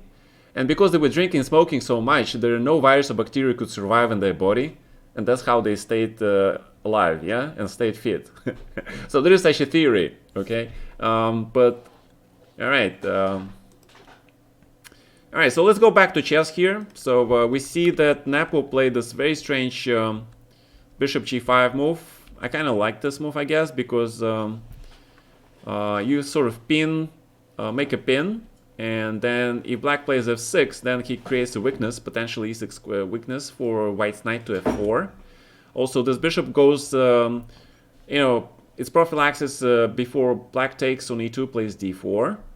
So that's what he did anyway. And now, of course, there's this huge knight d5 thing, which is the computer stuff, but knight b1 is the human move. We are playing King's Indian reversed. This structure is absolutely King's Indian, right? And I think I like white position. Although black position looks pretty solid to me. He can just play e5, queen d7, f5, bring the rook to e8. I see nothing wrong with black position. This is kind of hard to commentate on because this is closed. There are no perfect plans. The reason why black abstains for a moment from playing h6 is because he uses this bishop as the cover. For example, white plays f4, then black plays obviously f6, and that bishop will have to go to h4, very uncomfortable square, and that bishop will prevent white's pawn storm, to proceed any further. So queen d7, yeah, this was actually an important moment. Bishop e7, queen e7, e5. opening that bishop, closing black's bishop on g7, creating that e4 square for a knight in the future. This was a huge miss by Nepomniachtchi. He replied a5 almost instantaneously, even though he has 12 minutes. This is the root of all his problems. I mean, he just plays too bloody fast in the positions, you know, and he misses chances. It just happens from each game, right? In the first game, he had this huge attack, and then he just starts to play very fast some second sort, third sort of moves, right? And this again happens here. You have to be careful. You have to, you know, watch out for those structural changes. You have to watch out for this potential game-making moments. Of course, you don't get a second chance. Of course, black plays e5 now. You don't have e5 anymore, and black is going for that rook e8, knight c8, knight d6, f5 thing is equal. Okay. Hikaru's had some fantastic games yesterday. I agree. So rook d1, indirectly protecting this e5 pawn because the black takes on e5. Then white plays e4. He has superior development. After e4, his bishop on g2 will open, and black limited queenside development is bad. So b6 makes sense. f4 slightly maybe early, but okay, he wants to play e4. Bishop a6 makes sense. Rook f3, I really think rook f2 should be more careful, right? Putting your pieces on the dark squares to make sure they don't close the bishop, they don't fall potentially for any tricks. Rook f2 followed by e3, and then trying to, you know, capitalize on this d4 square, right? In this situation, the right approach for white to play this position, if e4 is not happening, right, because there is some check, d4 or something, what do you do with white here? Is you put rook f2, you play e3, and then you try to put your knight on d4 at any cost without that knight being exchanged, right? If you can somehow, especially, put like double your rooks on the c file, get that knight to d4, bishop to b5, exchange that knight, get this incredible French structure, white will be just much better. So that is one of the plans. So let's see what happens here. So white plays g4. This is kind of tricky. I guess that was the point behind rook f3. He wants to play rook h3 or f5 and sort of like go for the king, attack Fabiano, but I kind of preferred rook h8 here myself, to be honest. Rook h8, preparing for that h5 counter-attacking move. Because now h5 is impossible. g5 and that queen on h4 will be stuck, right? I mean, it's not that bad. Queen on h5, on h4 is still doing something. It does something, but it is way on the side. You know, black's sort of play should be here on the queen side, right?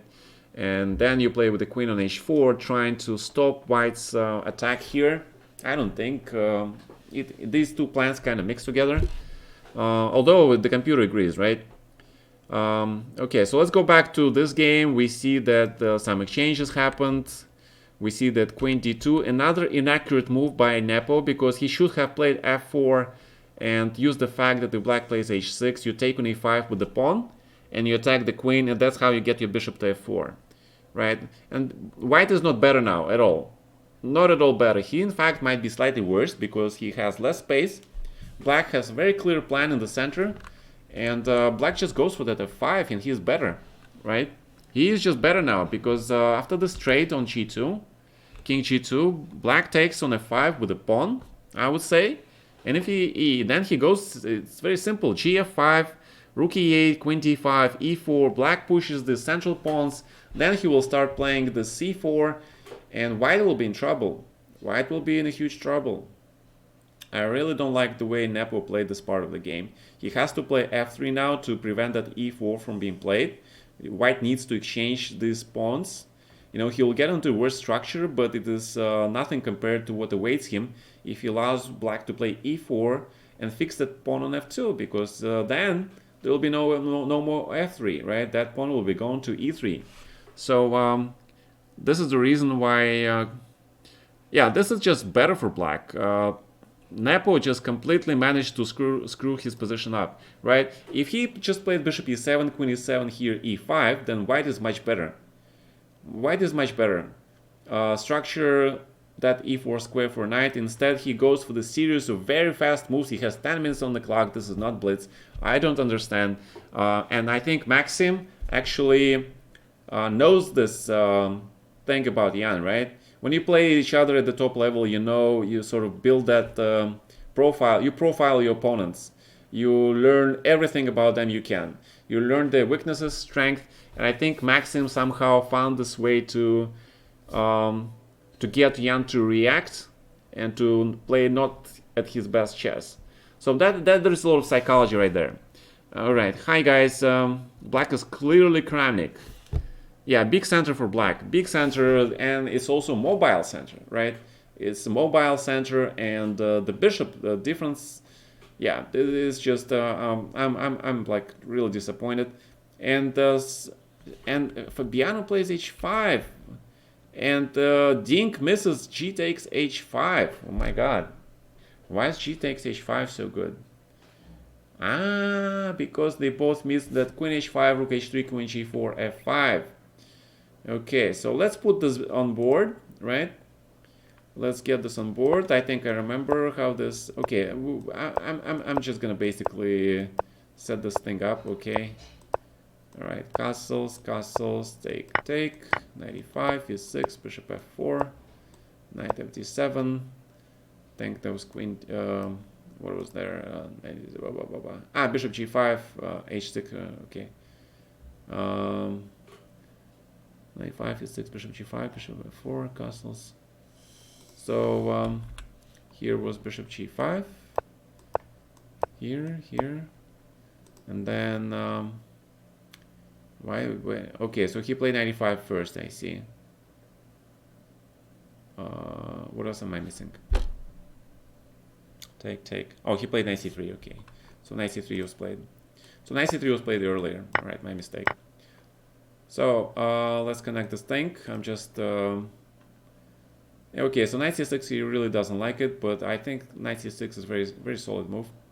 So bishop e5, knight here, queen d2, king g7, rook d1, b6, f4, bishop a6, rook f3, rook c8, natural, g4, queen h4, rook g3, and now h5. And I think what they both probably saw is that this move, but of course white just grabs the pawn, right? And if you're taking f2, there's rook h1 coming, and white is just much better, and that means that this is impossible because you have f5, and you have to take this pawn, and now this should be winning. It must be winning. Come on, rook f1 or anything, knight d5, right? Just winnings. Yeah, I'm very surprised they both missed it, and Dink replied really fast with g5. Well, he wanted to close this queen on h4, I understand, but you know, and probably a draw. Yeah, he just goes for a draw here. I don't think he can. Yeah, they go for a draw. See, so that was the regional. I mean, when you see opening like this between the top players, it basically says, dude, I'm tired. I just I don't think I can beat you. I think we're just gonna play a quiet positional game. If you don't make mistakes, I'm ready for a draw. That's what I think this opening means. That this stuff, you know, top players, they understand each other without saying a word, just by looking at the opening, right? So we see repetition here. I think they needed a break. So because they've been playing massive, huge chess. Oh my god. Queen d1. Nepo is definitely tilting. There's such a thing as tilting, right, in esports. It also applies to chess, I guess. Although personally I like queen d5 more. I believe in centralized queen, right? Centralized government, controlled by your queen. But queen g6 is perfectly playable as well. And e4, and of course, I mean, we have studied this. This is like classics. Yeah, I think it's like Botvinnik, Capablanca. They all, you know, play this type of positions, and they showed us that you really don't allow such thing to happen. Queen c6 and c4, you guys see it, right? You remember I was talking about like how black should just push these pawns all the way, shove them just down. Disconnect white pawns, especially that a5 pawn, which will become potentially weak. Rook e6 is also a good move. You know, black is not losing anything, but you know, but that queen on g6, it's kind of losing its punch. It's not really doing anything here. So this is the reason why I think queen c6 should be played. But okay, so they double here b4 using the fact that there is no c4, right? And then we have rook c6 and rook c5. And white finally gets some counterplay based on the open b file. And how much counterplay there is, I don't know, but obviously black is much better. Yeah, the weak pawn on a5, weak pawn on c2, but black king is kind of slightly open. Am I crazy, or is bishop e7, queen e7, e5 fantastic for white after queen e7? You're correct. We just mentioned that white would have been just much better. Centralized queen. Not really.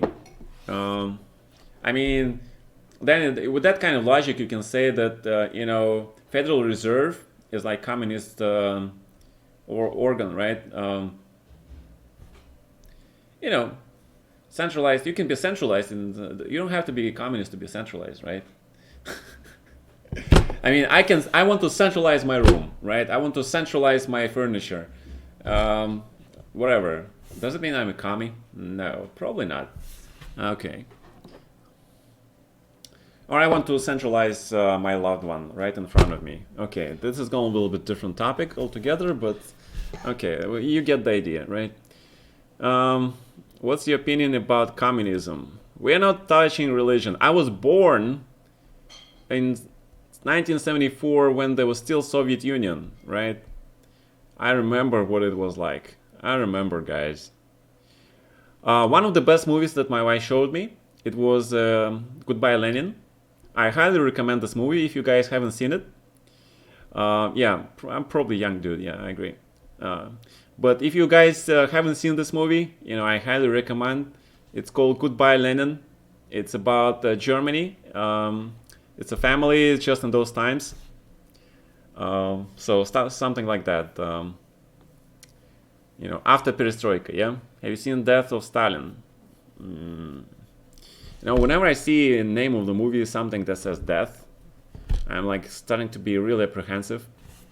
So I tend to avoid those kind of movies. And, ooh, and Rook F1. We see some psychology here. So Ding is like making two moves, two repetitions, and then he sees that his opponent is like, okay, draw is okay. And then suddenly Ding switches, yeah, Rook F1, and he says, okay, but maybe I want to play, yeah? I see that you want to draw now, but I was just joking, yeah? I was just joking. I'm gonna play. I'm gonna play. Yeah, this is kind of mind games that chess players like love to do. They love to do this all day long. They can do this all day long. Yeah.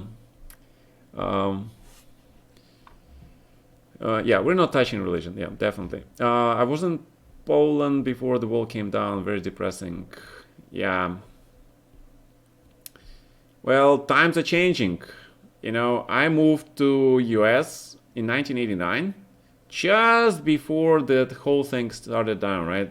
Just before the Berlin Wall came down, just before Soviet Union stopped its existence and it became the, you know, Russia as it is now.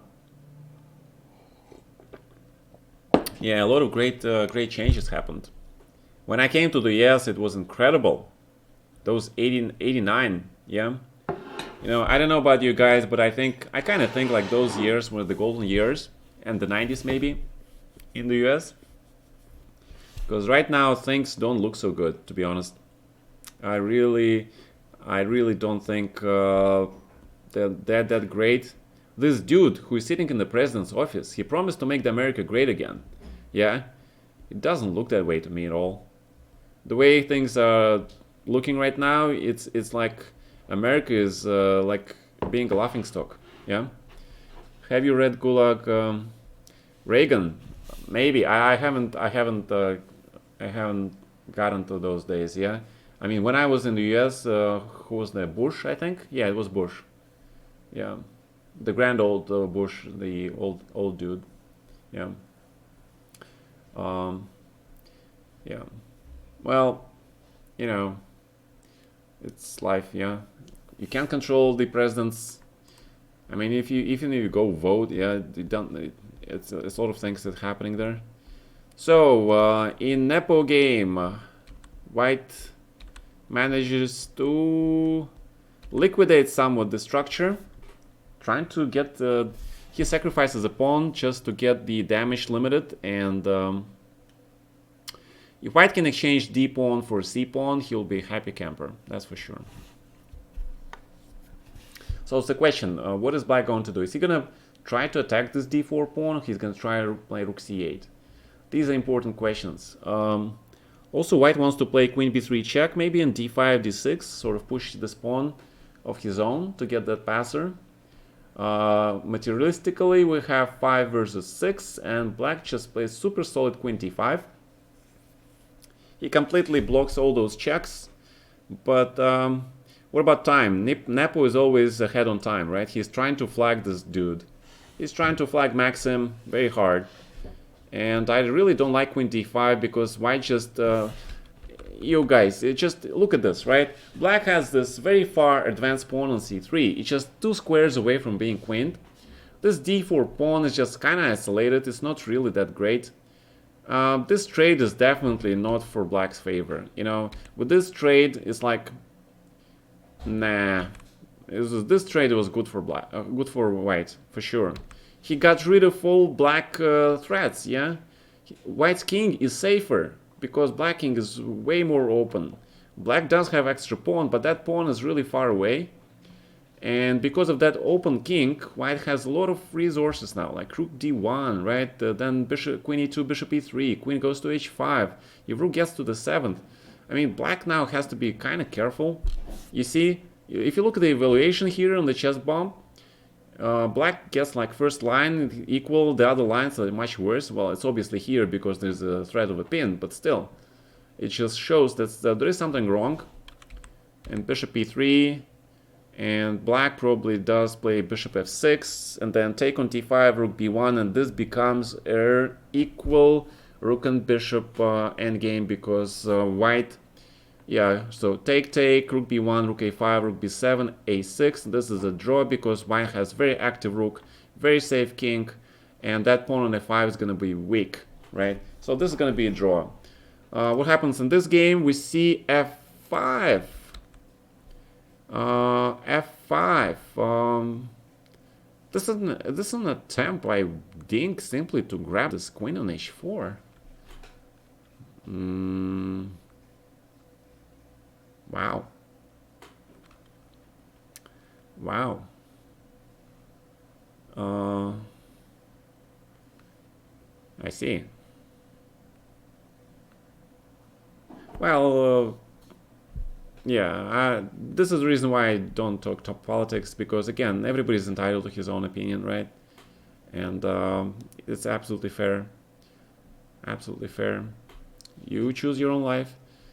But this f5 move, let's check it out, right? So what happened here? They played this rook d8, right? And then blah blah blah. Queen g4, then this, and then knight e7. Then suddenly we have f5. So is he trying to hustle Fabi here? What is this g5? My God, what is g5? Fabi. Fabi, you know, one thing about Fabi, he really doesn't like being attacked. He really, you know, he's trying to be a very safe player, and he likes to keep his king really safe. And he really hates to be attacked. So whenever you have something like kamikaze approach by Dink here, for example, sometimes it might work because Fabi really starts to get nervous in this type of position. So let's check it out. f5. So why not really knight f5 and d4, right? So white knight probably has to go somewhere. And then there is rook c2. And of course you cannot take this because then you're just much worse here. I mean, queen goes and c2, right? Rook d1. And if queen c2, then rook d2. And if queen c1 now, then just grab this pawn. And yeah, I mean, that's what he missed, right? I think this is what he missed, right? So maybe knight d5 he didn't like. But then, of course, there's this nice trick, right? You guys see this? Black just have so much material, right? He has knight rook, and 2 pawns. Okay, 1 pawn will probably, but black might play d3 here, so this d4 pawn is quite valuable, right? This is actually okay for black because that rook on h4 is not doing. You might probably play rook h3 here, and then rook f3, but then rook c2, right? So no, it doesn't work. So the Fabi should have taken on f5 with a knight. I don't know what he's doing by playing gf4, because after this, and he missed. I think he missed knight b1 because rook c2, black just loses the whole rook, right? He just loses the whole rook. What is going on? How much time he has? He has 6 minutes. You had time to think, man. My God, knight f5. Calculate, guys. You're top players. You have to calculate lines. You have to calculate. You don't trust your opponent. You have to calculate. So Dink may play f5 like, hey, I'm winning, right? I mean, this strategy is like very common at the club level, right? I mean, like, this guy, he's playing your game like he's winning. Like, who are you? Like, he's a grandmaster, even though he's not, right? So he's playing all these moves. He's saying, like, I'm gonna crush you. Like, I'm playing this and this. And a lot of people, they actually fall for that, and they start to be scared. They start to doubt, right? And don't, because, you know, these guys are just bluffing.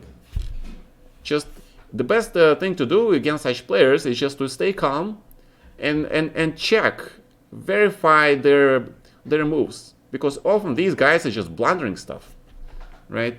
So like this, like Dink f5 after knight f5, black was just probably better, even I would say that this position black is just better after knight f5, right?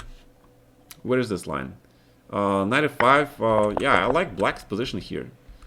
I mean, knight d5, yeah, knight d5, knight g3. I like black's position because if that knight gets to e6 or d3, rook c2, it's just game over for white. My God, I'm just upset because Fabi just played a great opening. He got a great position. Now he's queen down for a rook, and he's suffering. I mean, knight on b1 looks ridiculous, but still. How many pawns he's got? 1, 2, 3, 4, 5 versus 3 pawns here. So black has rook and 2 pawns. Can he make a draw? I really doubt it. I mean, he's definitely gonna try, but +4 is just too much. They score on you, exactly. Right, so what's going on here? Ooh, black is under attack. Black is under attack. He might be suffering. Queen has to go to d5 e6. Queen has to go home, and white is very active here. And queen e6, I like this king g6 setup, yeah, because this pawn on b7, it's sort of like takes away the c6 square. Well, I would say that black is still very solid. This is very famous Grunfeld actually setup with the bishop on f6 and pawn on f5, h7, and rook on the 7th. Together, they cover like a lot of squares, So black king is kind of safe. And white bishop really has to stand on this guard duty, otherwise there'll be e3 or f4 break from black, and black's still a pawn up. Yeah, I mean, this pawn is irrelevant, completely irrelevant, but it's still a pawn up, which means white can't really exchange stuff, because that pawn will matter then. So this looks like, okay, queen b8, rook c8, typical Nepo, going for that aggressive, scary attack, right? So, and now it's not actually that easy, yeah? Not easy. Not easy. Bishop e7. And if rook c8, then bishop d6. Ah, bishop d6, maybe. Maybe bishop d6. Maybe. Or what else can he do? So let's go back here. Rook a3. Rook a3. Rook a7 probably. Yeah, knight c4. Black would have just taken that exchange on a3 and played rook c5. All right, I'm probably not seeing something. Okay, Fabi is down to 2 minutes though. That's a time trouble for Fabi actually. You know, I get really nervous when I'm down to 5 minutes, right? And anything below 5, I'm starting to get like really nervous. And then I start, of course, to play much less perfect, and I start to make blunders. I start to make mistakes. I know that is my problem, right? When I was younger, I didn't care. I mean, for Grishuk, like anything below probably 12 seconds is a problem. But if he's got like 13 seconds with some increment, I think he's pretty cool with that. But for some people, and I think probably for Fabi, anything below 3 minutes is a problem. Okay. I was promised presume my opponent's moves are blunders. You guys, you're like so experienced, right? It's interesting how you show the characters from the way they play. Okay. Right, knight c4 is pretty basic, and of course you grab the pawn, right? Knight g4. Black is going for that d3, rook c2, I guess. Knight a3, of course. And bishop e2. Okay, after h3, black is forced to give up another piece. Yeah, Fabi just collapsed here. I mean, I think that, you see what Ding did? He repeated position twice, and then he played rook f1, and sort of like decided to go for that rook f4. I think that was a psychological breaking point in this game. I think Fabi collapsed after this, yeah. I think he really didn't expect Ding to continue the game after that repetition. Yeah, so he didn't. He started to play kind of lax because he was hoping that Ding is not gonna go all in, and Ding did go all in. And Fabi just blundered the queen. And of course h3, if the knight moves, the idea was that if queen takes, then rook c1 check, bishop f1, knight e3, and black is more or less, has some compensation. But after h3, intermediate move, if the knight moves, then you take on e2, and then king goes to h2, and white is just a queen and a piece against the rook. Yeah, resignable. So Napo game, what happened here? Rook c1, king g7. If rook c8, then bishop d6 or something, I guess. Okay, rook b1 back, bishop d6, missing this bishop d4 check. Okay, but queen c8 is okay, but bishop g3 and f4. Wow, look at this. Look at this trick. Bishop g3 and f4. That queen on c8 is unprotected. Computer tactics. Computer tactics. Bishop g3, f cannot take, rook d2. And king takes f4, bishop takes rook d3, king takes rook f7. If king walks, then f takes e4. And but there's rook g1 check, right? I don't know. Looks pretty scary. That looks bloody scary to me. Let's edit the board.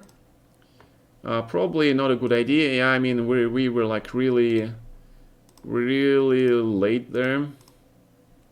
But let me just try it. Yeah. Oops.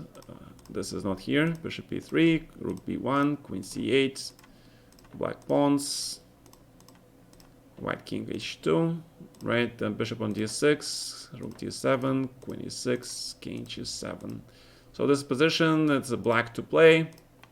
Analysis board, and yeah, bishop g3. Otherwise, white is starting to get the advantage. The reason behind rook b1 is that white wants to play rook b6 and create a lot of pins on the 6th rank. Nepomniachtchi is actually extremely dangerous in these types of position, and you see he is actually winning because black did not find bishop g3 tactics. Maxim needs to work on his tactics. Somebody tells Maxim he needs to do all those tactical exercises before he plays the games. This is his main weakness right now. He misses tactics. He miscalculates. He is a calculating monster as well, but in a certain type of positions. But as we can see here, he is on the defensive. He has to be passive and on the defensive, and his king is open. These are the worst kind of type of positions to defend, especially against a very imaginative guy like Nepo. I mean, Nepo thrives in this element, and he is +2, right? He is winning. He has to find g4. I would not be surprised if he does find this move. Actually, g takes f4 also wins, right? Because see, Nepo, he's not scared to play stuff like g4. He's not scared. I mean, it's like in his blood, yeah. He just goes for this, yeah. Well, it's not about rapid tournaments, but it seems like his calculation kind of sometimes is good, but it's not always good. Like in that end game, he missed bishop a7, but before that he calculates all that stuff nicely, right? So and now he misses bishop g3 trick. I mean, it's tough, yeah. It's only in that precise position where black would take on g3, right? Before that, there was this mindset with the bishop on f6, like for example here, with the bishop on f6, right?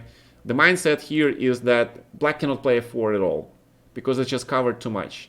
But suddenly the position changes, and then you have bishop on d6, and now you have this, black cannot play f4 here, but he can take on g3. It's a mind, it's a blind spot, right? But g4, incredible move. King g5, probably the only move by black. And now look at this h4 move. Look at this h4 move. King h4, bishop f6, queen f6, queen d7, and white is on top, right? Dean Caruana, let's see, we have moves coming in fast. Knight b1, still good, yeah. Knight, why not knight c3, right? Knight c3 just block that file. Okay, queen e3 makes sense, queen goes to e5. Yeah, but white is just completely winning here. Knight d2 blocks the pawn. Knight is the greatest blockader, we know that. And queen transfers to h4, of course. And f4, queen h4, g3. Fabi is really going for it, but he is lost. He is a gladiator. But this white's material advantage is just too much. Yeah, too much.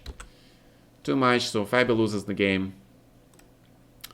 And Nepo plays queen h8, and he does not find that winning h4 move. Instead, he goes queen h8.